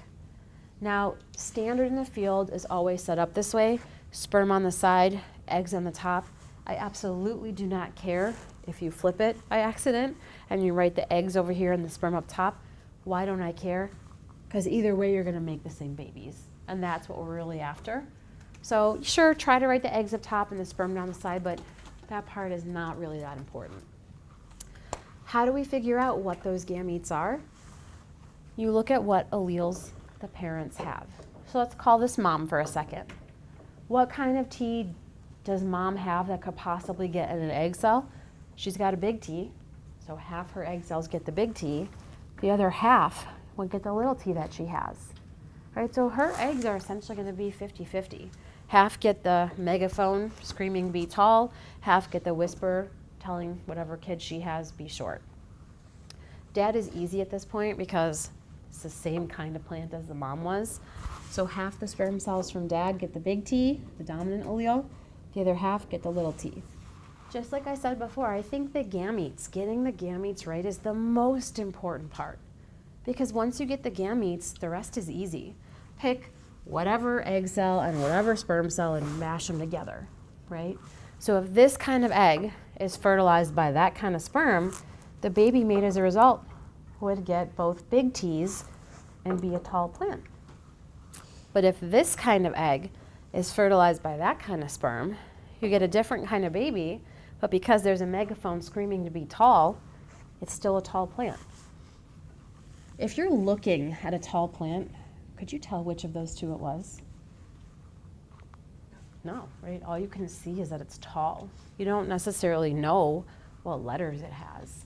And we're going to talk about that a little bit later.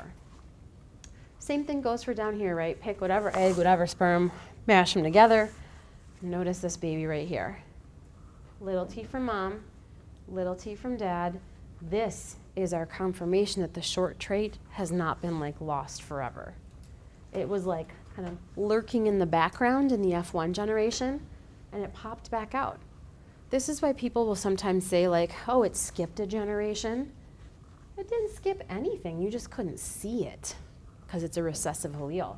But you see it pop back out, sometimes in F2. That's why I said we always usually go out to at least F2 so we can pick up on this kind of a thing.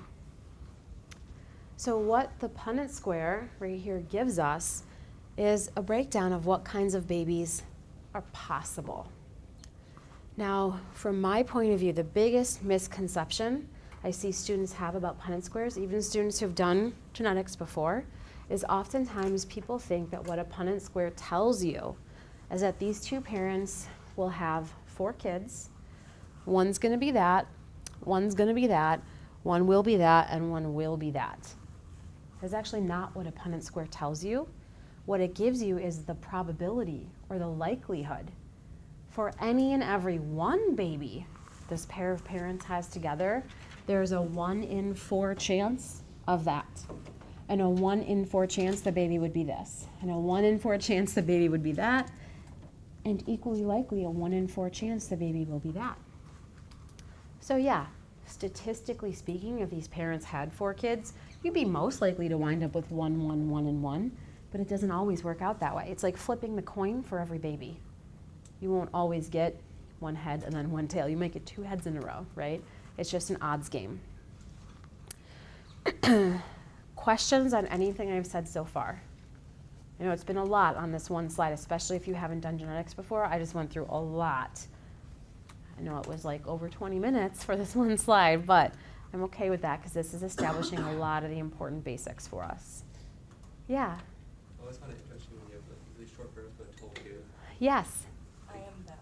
So everybody in my family's over 6 foot, including my brother's 6'5". Yeah. And I'm 5'4". You're the short one. And I'm 1 of 3, so like when it comes to the ratio. Yeah. It's like, Yeah. My dad, And you're the opposite, right? You said your parents are shorter? my dad's 5'6", my mom's 5'2", I'm 6 foot. Yeah. So, Yeah. I don't know. Yes. So this is sort of raising a point that we'll get to on Monday. Height in pea plants is a little bit simpler than height in people.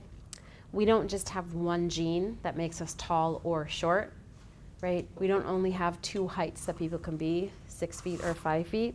There's a whole range in the middle and beyond, right? So we'll talk a little bit about that next week in the more complicated scenarios near the end of chapter 11. We're establishing the basic ground rules first, which do work for a number of different traits and diseases, but there are some cases that scientists have teased apart over the years that are a little bit more complicated than these basic rules. That's the part I think is really interesting, and why, even though Mendel did this work 150 years ago, we still don't understand everything about genetic inheritance because it's complicated. The point I want to make here is that Mendel didn't just do this one experiment and count those babies that were had, right? He did this over and over and over again.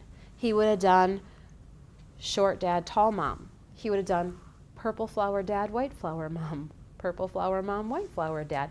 Every iteration of those different traits we talked about, this is why I said he counted thousands upon thousands of babies.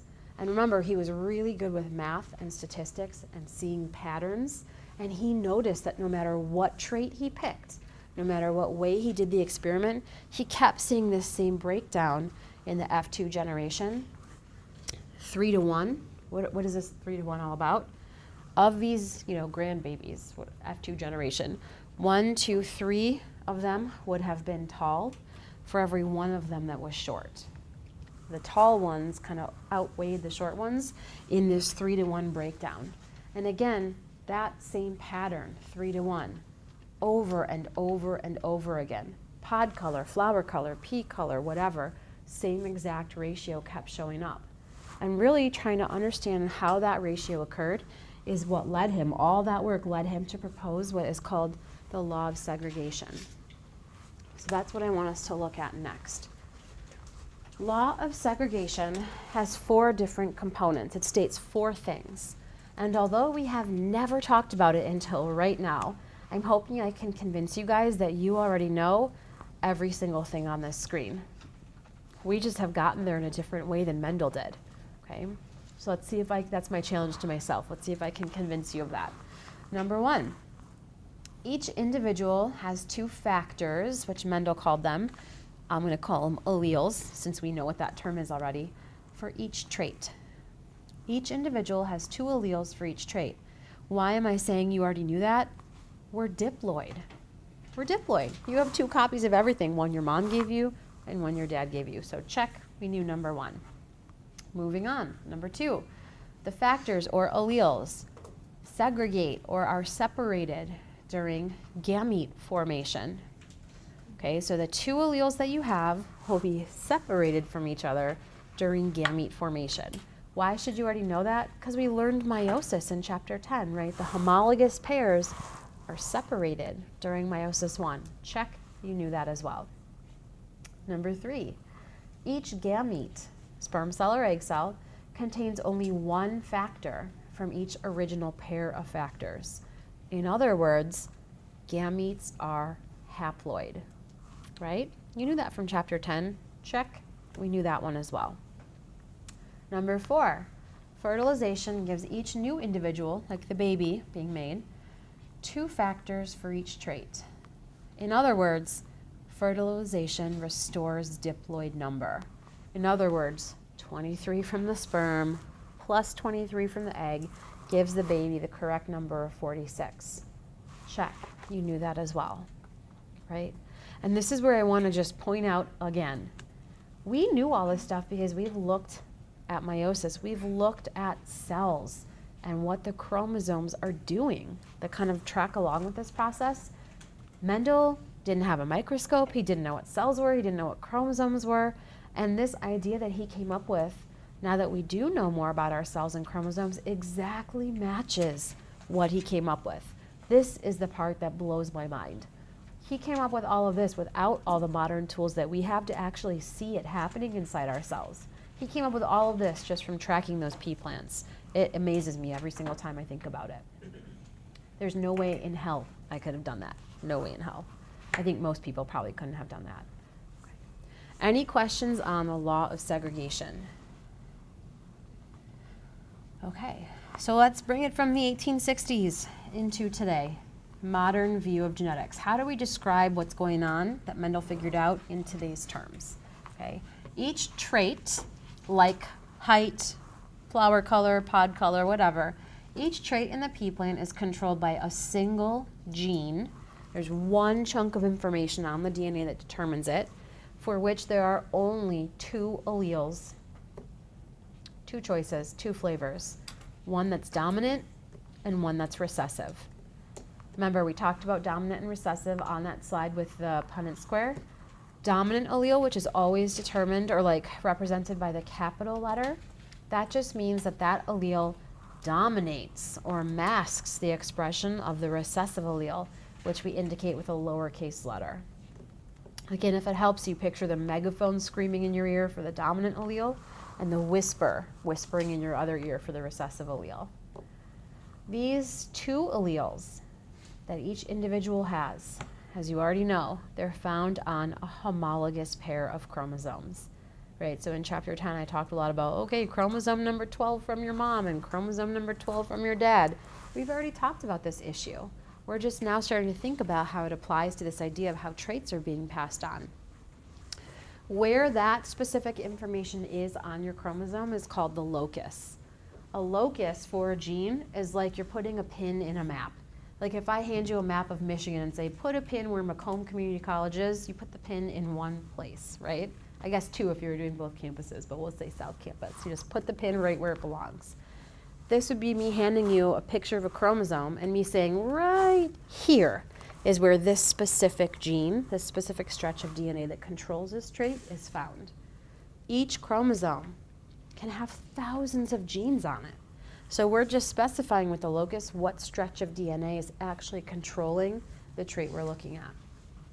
Now these 2 terms, homozygous and heterozygous, this is our way of thinking about and acknowledging what you guys already know, that sometimes your parents gave you different alleles.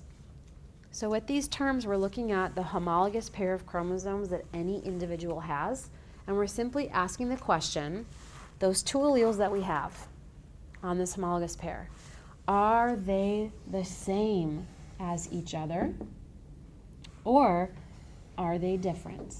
Right? Take your hint from the parts of a word, right? Homo means same, hetero means different. If someone got the same 2 alleles, mom gave you blue, dad gave you blue, you would be described as homozygous to represent that your 2 alleles are identical. But if mom told you to have brown eyes and dad told you to have blue, those 2 alleles are not the same. You would be described as heterozygous for that gene. What I really want to do is put these words on top of a picture of a chromosome that we've seen before to really help us make the connection. And that's what I think we can accomplish with the next slide.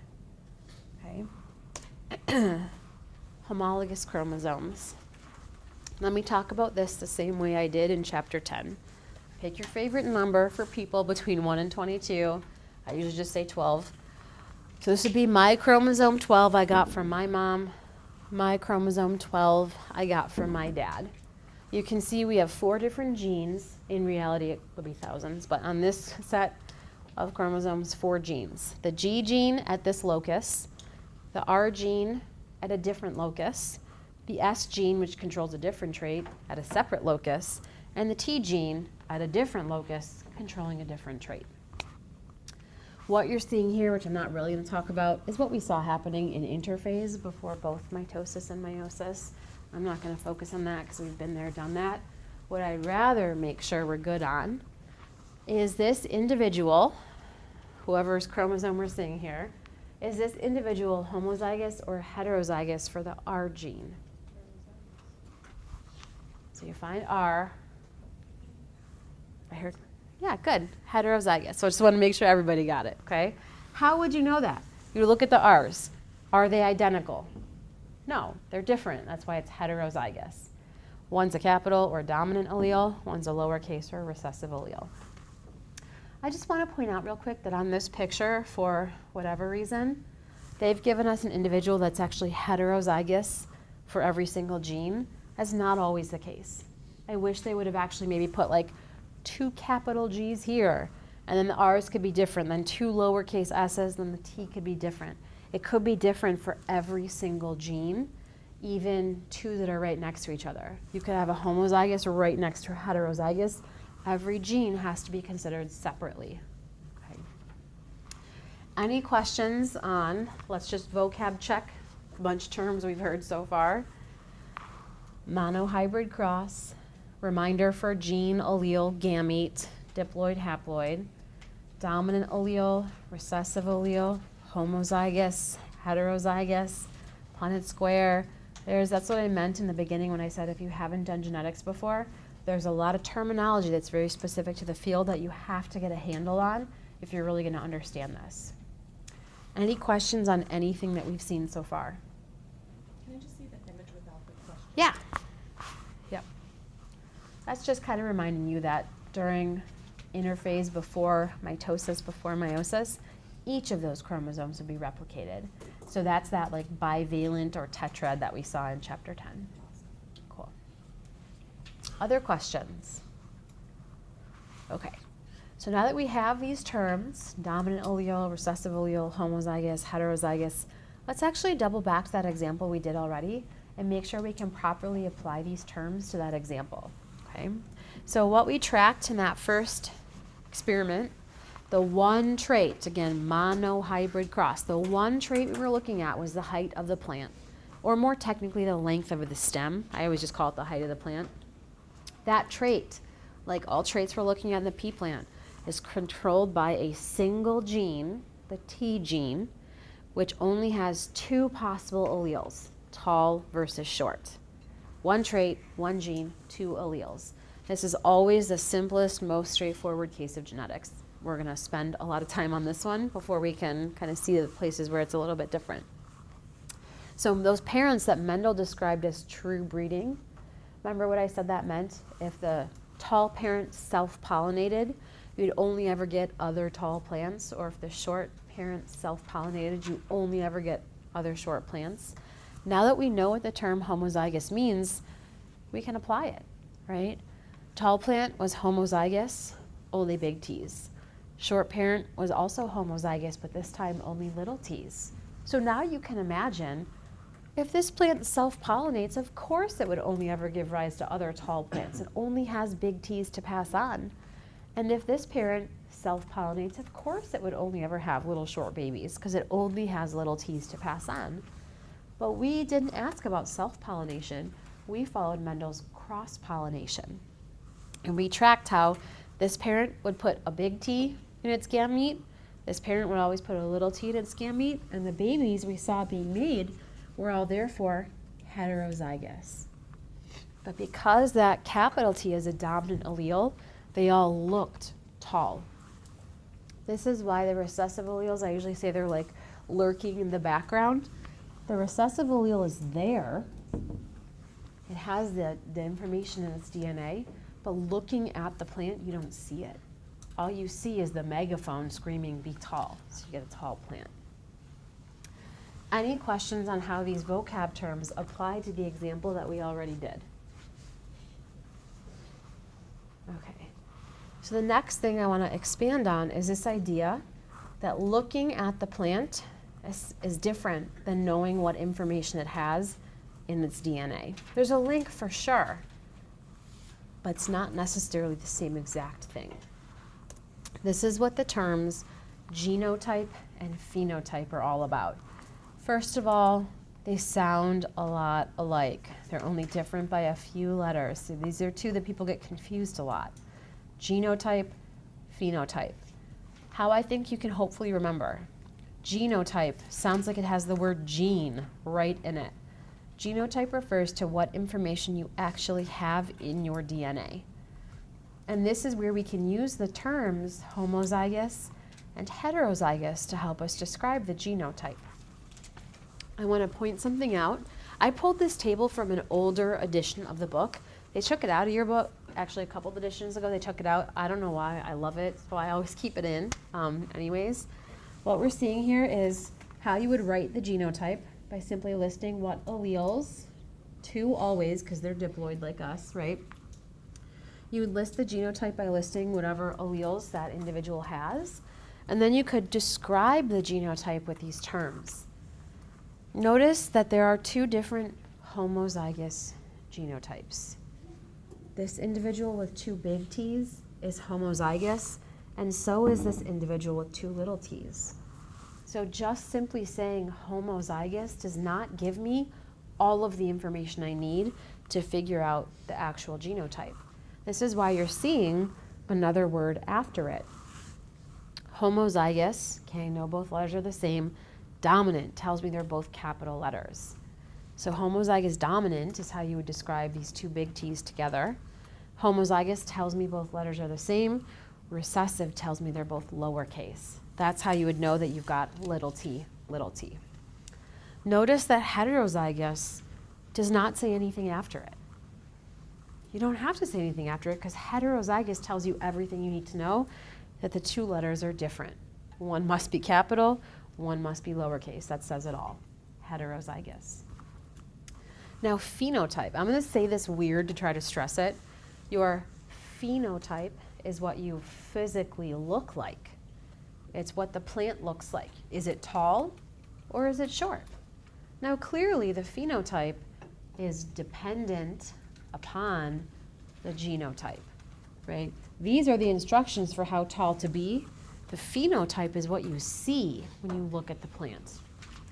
As I'm sure you've already noticed, there are two different ways to be tall. All it takes to be tall is at least one dominant allele. Someone screaming in at least one ear, could be two, but at least one, someone screaming in at least one ear to be tall will make you tall. On the other hand, there is only one way to be short. There's only one way to look recessive. If you're hearing two whispers and neither one is being drowned out, be short, be short. If there's no one shouting over it, I can hear the whispers, right? When you have two recessive alleles, you look recessive. Any questions on the difference between, or the relationship between, genotype and phenotype? Okay, cool. So what we've done so far essentially is we've established our baseline. We got the basics down. The basic idea, hopefully, that every trait in the pea plant, like the height, is controlled by a single gene for which there are only two alleles. In the example we saw so far, we tracked the height of the plant, or the length of the stem, and saw that pea plants could either be tall or short, no in between, no other option, and we tracked how that trait is passed on from parents to offspring, etc. Like I said, this is our simplest case scenario, so you should already be anticipating that we're going to scale it up. The first way we're going to scale it up is to now look at two traits and see how they're being passed on from parents to offspring. Now I want to make a point right away to establish why Mendel did this. Because I said, and I stressed so much earlier, scientific method only changed one thing at a time in those mono-hybrid crosses. So like, why are we now messing with two things at a time? What could this possibly tell us? So I want to make sure you guys really understand the question that Mendel is asking here. Once we know how one trait is passed on, what we're really going to get at with these dihybrid crosses is the question, does the way that one trait is passed on affect the way that a separate trait is being passed on? Do the two traits kind of cooperate as they're being passed on, or are they each doing their own thing and are happening independent of the other situation? That's the question we're really asking here. Does one trait affect the other? The only way to do that, of course, is to try to track two traits at the same time. It probably goes without saying that this is going to be more complicated because we have more we're trying to keep track of. That's all. The same rules still apply. One trait, one gene, two alleles. It's just that we're now going to track two traits controlled by two separate genes at the same time. Now we're going to do this the same way we did for the monohybrid cross. We're going to start with the parents, always figure out the gametes or the sex cells they can make, and then see how those gametes combine to make offspring. Notice that these parents have more letters here than they did the first time around. The parents in the monohybrid cross only had 2 letters, and they were both some kind of T. Well, in this case, we now have 4 letters, but notice 2 of them are T's. This is what we've added in new, the G's that are here. When you see a different letter, like G versus T, a different letter means there's another gene. It's a separate gene that you're looking at. This, by the way, is also why we use capital T for tall and lowercase t for short. Like, why didn't we switch to S for short? Because when you see a different letter, it means a different gene. So the capital versus lowercase is how we indicate dominant versus recessive.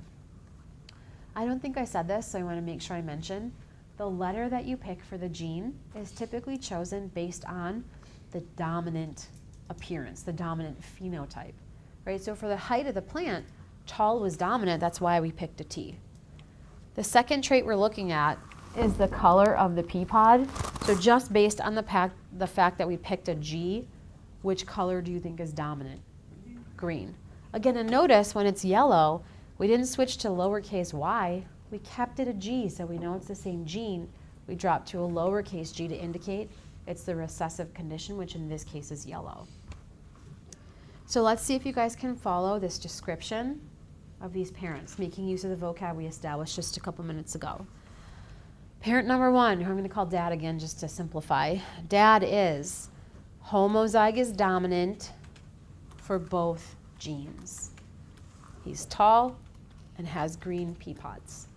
Mom, on the other hand, is homozygous recessive for both genes. 2 little t's means she's short. 2 little g's means she has yellow pea pods. Okay. Even though there are 4 letters in the boxes for those parents, these are still diploid individuals. 2 alleles for the T gene, 2 alleles for the G gene. Again, first things first, before you can make a baby, you have to make a sex cell. So always our next step in the process is going to be to see what kind of gametes those parents can make.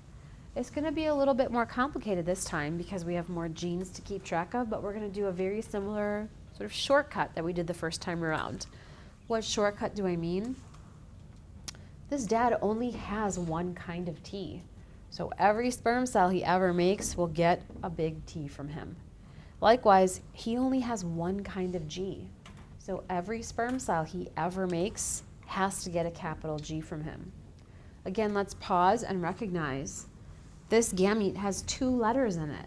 The one we saw before only had 1 letter, but this is still a haploid gamete because there's only one kind of letter of each letter. One kind of T, one kind of G. There are 2 letters there because we're tracking 2 genes, but we're still only getting 1 allele for each gene. Same shortcut for mom over here. She only has little t's and little g's, so every egg cell she ever makes is going to get a little t and a little g. Haploid gamete from mom as well. You guys know what happens next. Once you have made a sperm cell and you've made an egg cell, combine them during fertilization to make your next generation, to make those babies. I think that part's simple.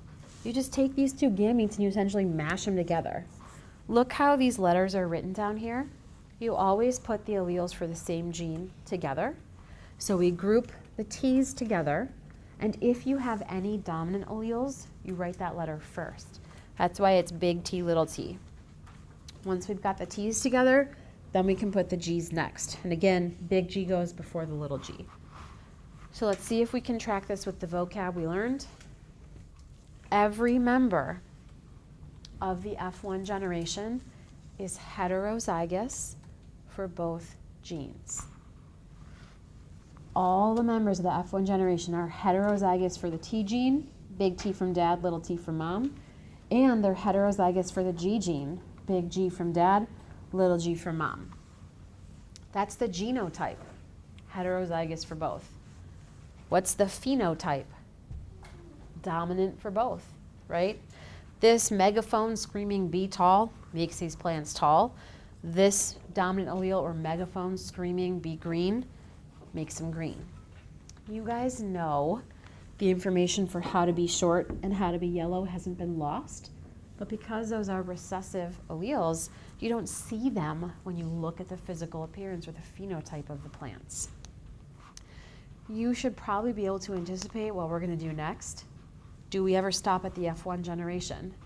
No, we're going to go out to F2 specifically to look for those recessive traits popping back out. Any questions on how to get started with a diploid, a dihybrid, I got the di part right, a dihybrid cross, going from diploid parents to haploid gametes, which combine to form a diploid baby.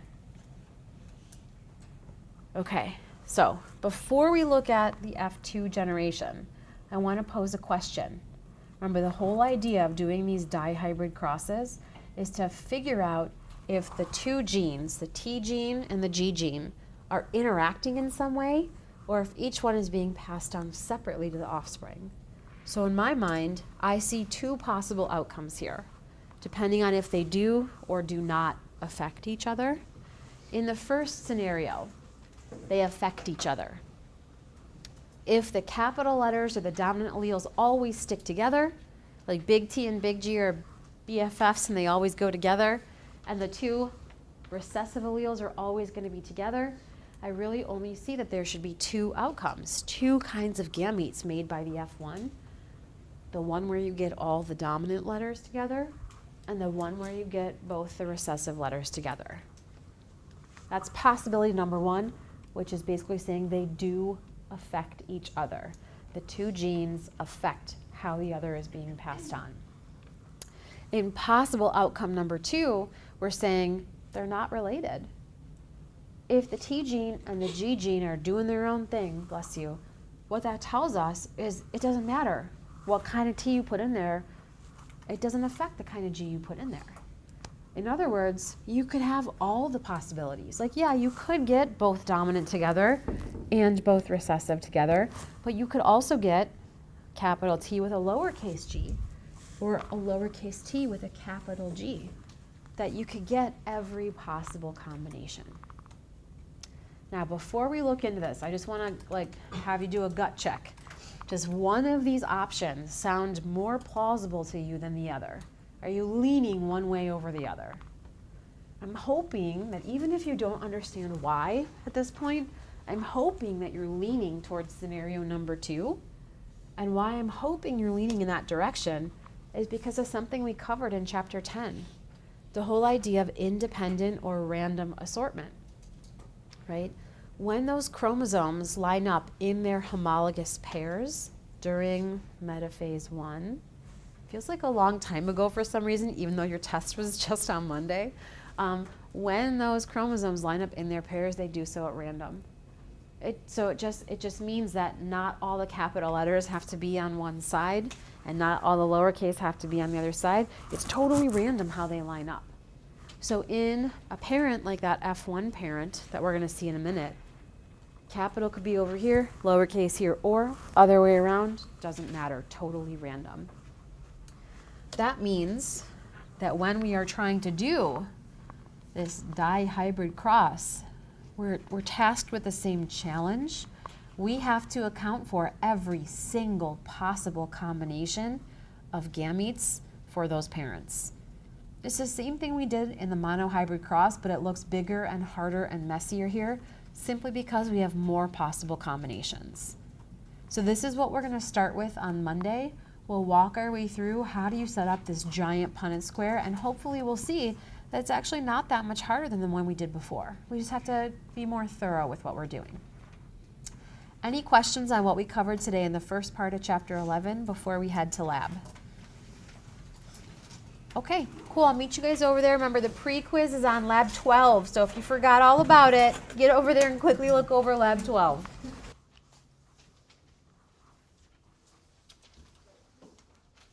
Okay, so as you guys are passing, the first thing I want to say about the lab is that it has like 5 different parts, and some of them can seem quite different. So right away, I want to make the push for you to understand, why are they all part of the same lab? This is where we look at the title of the lab to tell us how everything fits together. Title of lab 12 is asexual reproduction. So what you're being exposed to in the different parts of this lab are merely different reproductive strategies that different organisms can use. What they all have in common, everything you're seeing in this lab, is a form of asexual reproduction. Now, we talked about this a little bit in lecture. You guys know one of the big benefits is typically it's a faster process than sexual reproduction. You know there's a drawback too, though, right? In asexual reproduction, there's no guarantee of genetic variation. So we talked about that trade-off a little bit. Just kind of peeking ahead, the next lab we're going to do is lab 13, which, as you could probably guess, is about sexual reproduction. So we're going to, just like in lecture, I kind of referenced both. You're going to be exposed to both strategies for reproduction in lab as well.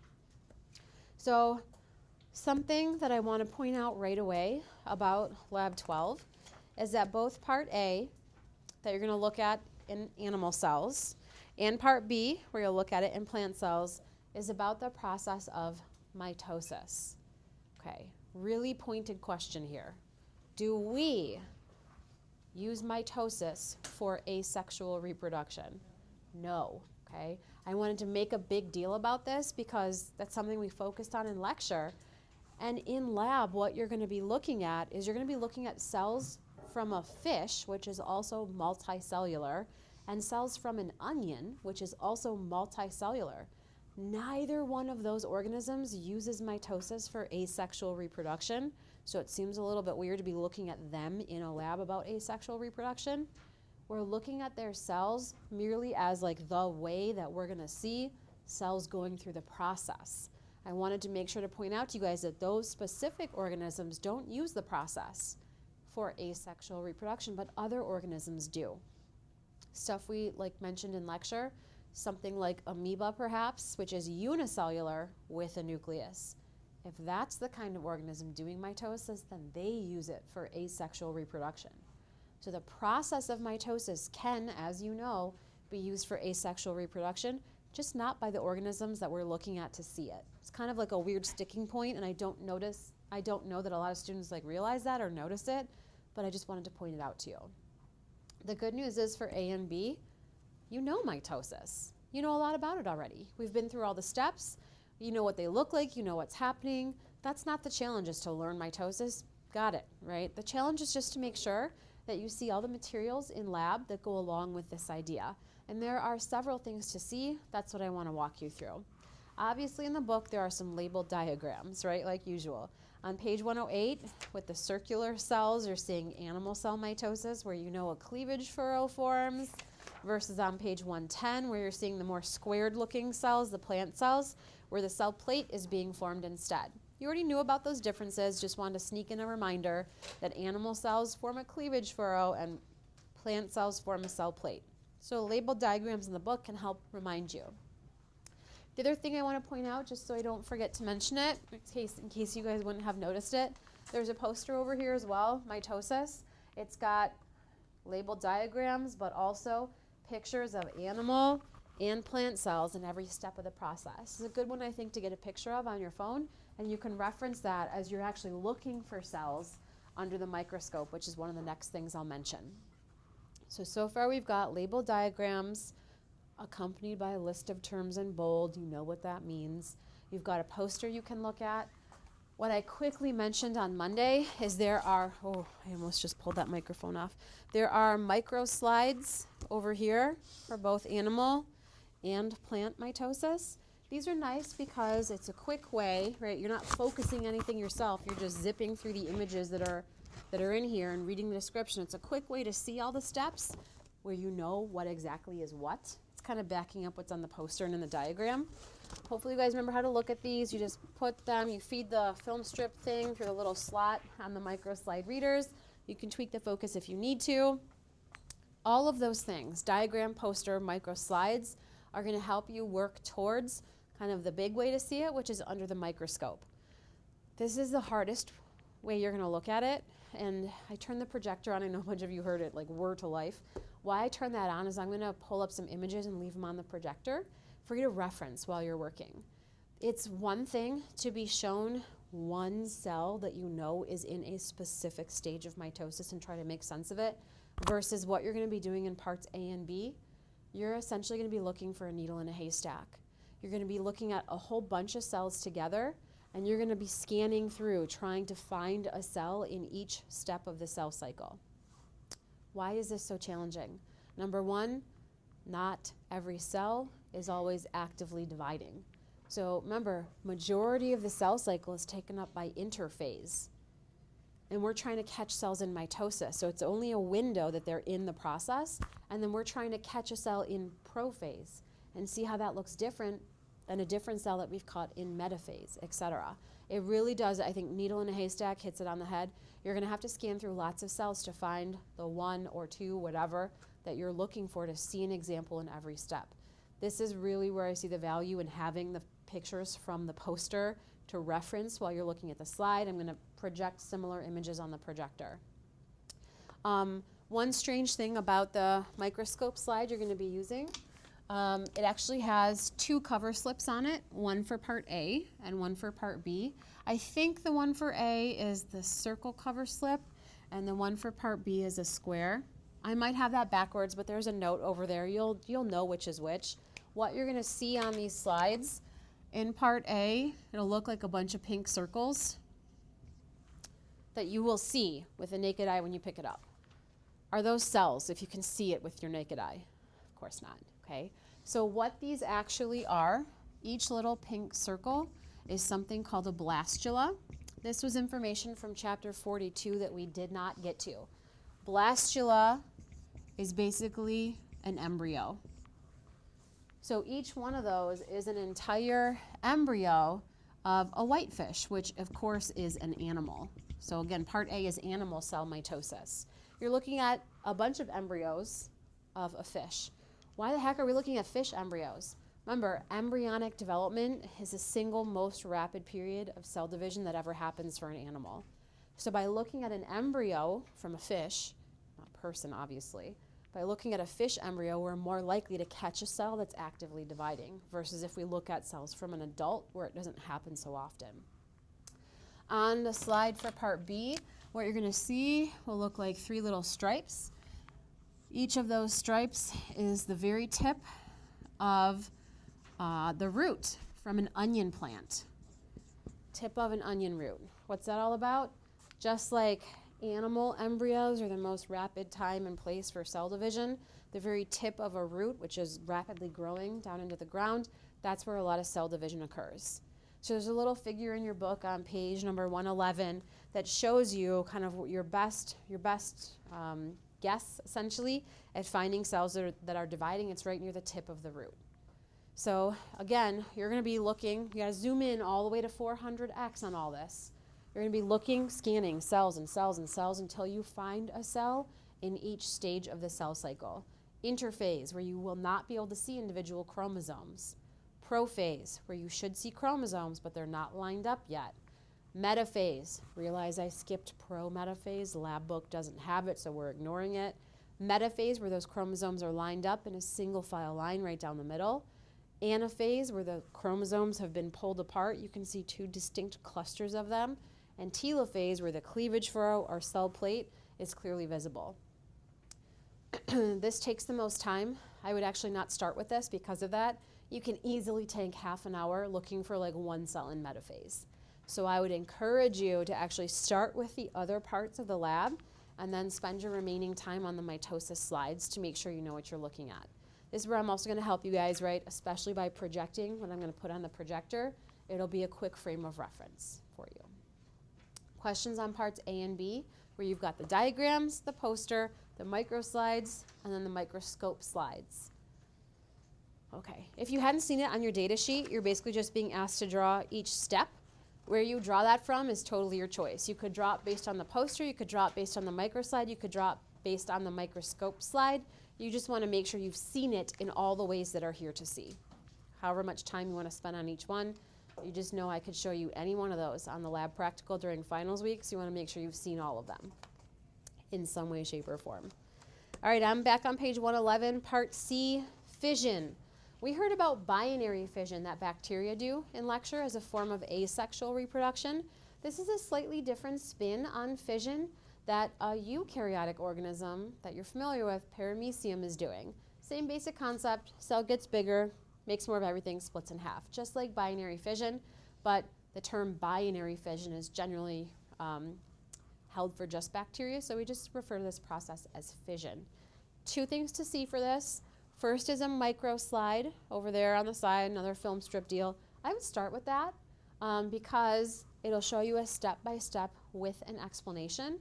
That'll get you ready for the microscope slide. All the scope slides, by the way, are on the side in trays over there. Scope slide, we have two varieties of. One has a bunch of paramecium spread out all over the slide, and you kind of have to hunt for one that's sort of in a stage of that division process. The other kind, which I like better, but I don't know which kind we got today, it looks like the slide is totally blank, but then like right in the middle, you'll see like 4 little tiny pink spots. Those are paramecium cells in various stages of the process. So you have to make sure you're focused on the center of that cover slip to see anything there. Let me know if you need help with it, obviously. Questions on part C, which is you looking at the organism paramecium that uses the process fission for asexual reproduction. Okay, flip it to part D on page 112. Sporulation, another version of asexual reproduction. We are going to be looking at an organism called Rhizopus, which is a fungus. And this process, sporulation, again, is asexual. It's a form of reproduction where we're basically going to see the Rhizopus make a bunch of little babies that are exactly like the parent, exactly like carbon copy. There's a paragraph here with a description of the process and a bunch of terms in bold that match up with the diagram in figure 12.3. You guys know the deal. Labeled diagram, terms in bold. These are things you could be asked about later. I typically throw this image on the next lab review quiz, so if that helps you focus on it, focus on it. The thing I want to prep you for is that your microscope slide, there's just one thing to see for part D. It's a microscope slide. The microscope slide showing you this process basically looks nothing like the picture in the book. And since that's kind of weird, I wanted to explain why that's the case and maybe show you the relationship between the two. Once again, we have 2 different varieties of this slide. They show you the same thing, but one is stained turquoise and one is stained pink. So you know the color is just from the stain. You're looking at the structure. What you're going to see, that's for part C. For part D, what you're going to notice on the slide when you look at the one cover slip that's there, you're going to see what looks like a crazy tangled string all over the place. Either pink or turquoise, remember. And you're going to see like little balls, essentially, scattered around throughout. And some of those little circles are going to have what looks like a brown, I don't have a brown marker, so I'm going for black, what looks like a brown halo made out of a bunch of spots, okay? Those circles, if you look at your figure, the circles are the sporangia, where spores are being made, and the spores, long name, sporangia spores. The spores are those little brown dots that you'll see in that halo. Now, how sporulation works. Once those spores are mature, they'll be released and they'll float away to somewhere else in the environment. They'll sit down and say, this looks like a nice place to live, and then a whole new fungus will grow. Genetically identical to the parent, that's why it's asexual. Rhizopus, by the way, as it says in the intro here, commonly called bread mold. This is why if you have a loaf of bread at home and you find one moldy slice, throw the whole loaf away, right? Chances are if you can see the mold, sporulation has already happened and there could be mold spores all over the entire loaf. It might not have grown to the point where you can see it yet, but there's likely mold on every slice of bread there. This is a different kind of mold than what you'll sometimes see on hard cheeses. That's why if it's on a hard cheese, they typically tell you can cut off the moldy part and the rest is still good. Different kind of mold doesn't use sporulation like this. So it just depends. Food safety, right? When in doubt, throw it out. Okay. Any questions on part D? All right, part E, budding. There are 2 things to see here. I definitely would tell you to weigh your focus more heavily on the first, which is a microscope slide showing you this organism called Hydra. Hydra is depicted on page 113 with figure 12.4. First thing I want to say, you know when there's a labeled diagram, I usually make a big deal out of it, right? But I also try to tell you when there's an exception, where there's a big labeled diagram that's not necessarily something you need to focus on. Why I'm going to tell you that there's only one part of this figure that I want you to focus on. Okay, let's just first get to the point. In a part of the lab called budding, what's the one part you think I want you to focus on? The bud, exactly, the bud. Here's what happens with hydra. A little bud starts forming, which will mature into a little tiny hydra that then just breaks off. Yeah, exactly. It breaks off and is its own new organism. Here's why I don't want you to worry about the rest of it. Look at what's labeled on the left side of the figure across from the bud. Testes and ovary. What do you think of when you hear testes and ovary? Sexual reproduction, exactly. Some organisms, like hydra, can reproduce either way. And that's not addressed at all here. That's why I don't want you to worry about the whole testy ovary thing. Ignore it. You put on blinders, just look at the bud. Okay, so there's one thing to see for the hydra. It's a microscope slide. When you pick it up, you'll see the hydra with your naked eye.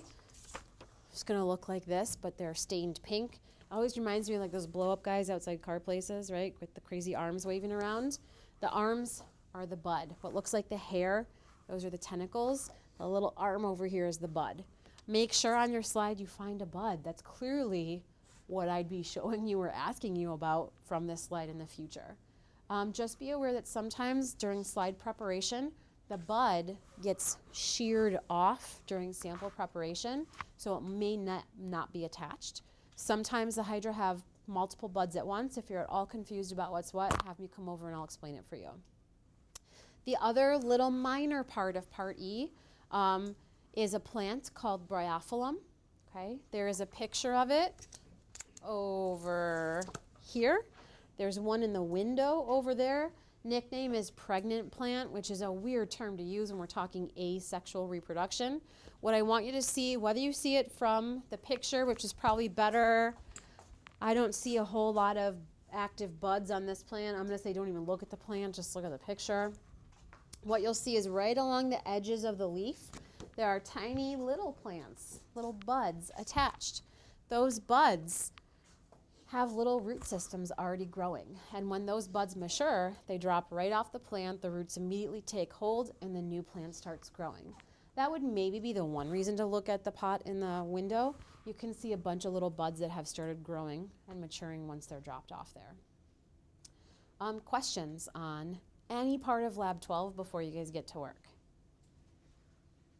Okay, cool. So remember, I would recommend starting with C, D, and E. You can bang out all three of those probably in 5 to 10 minutes tops, and then it leaves you plenty of time to look at the mitosis materials, poster, microslides, microscope slides.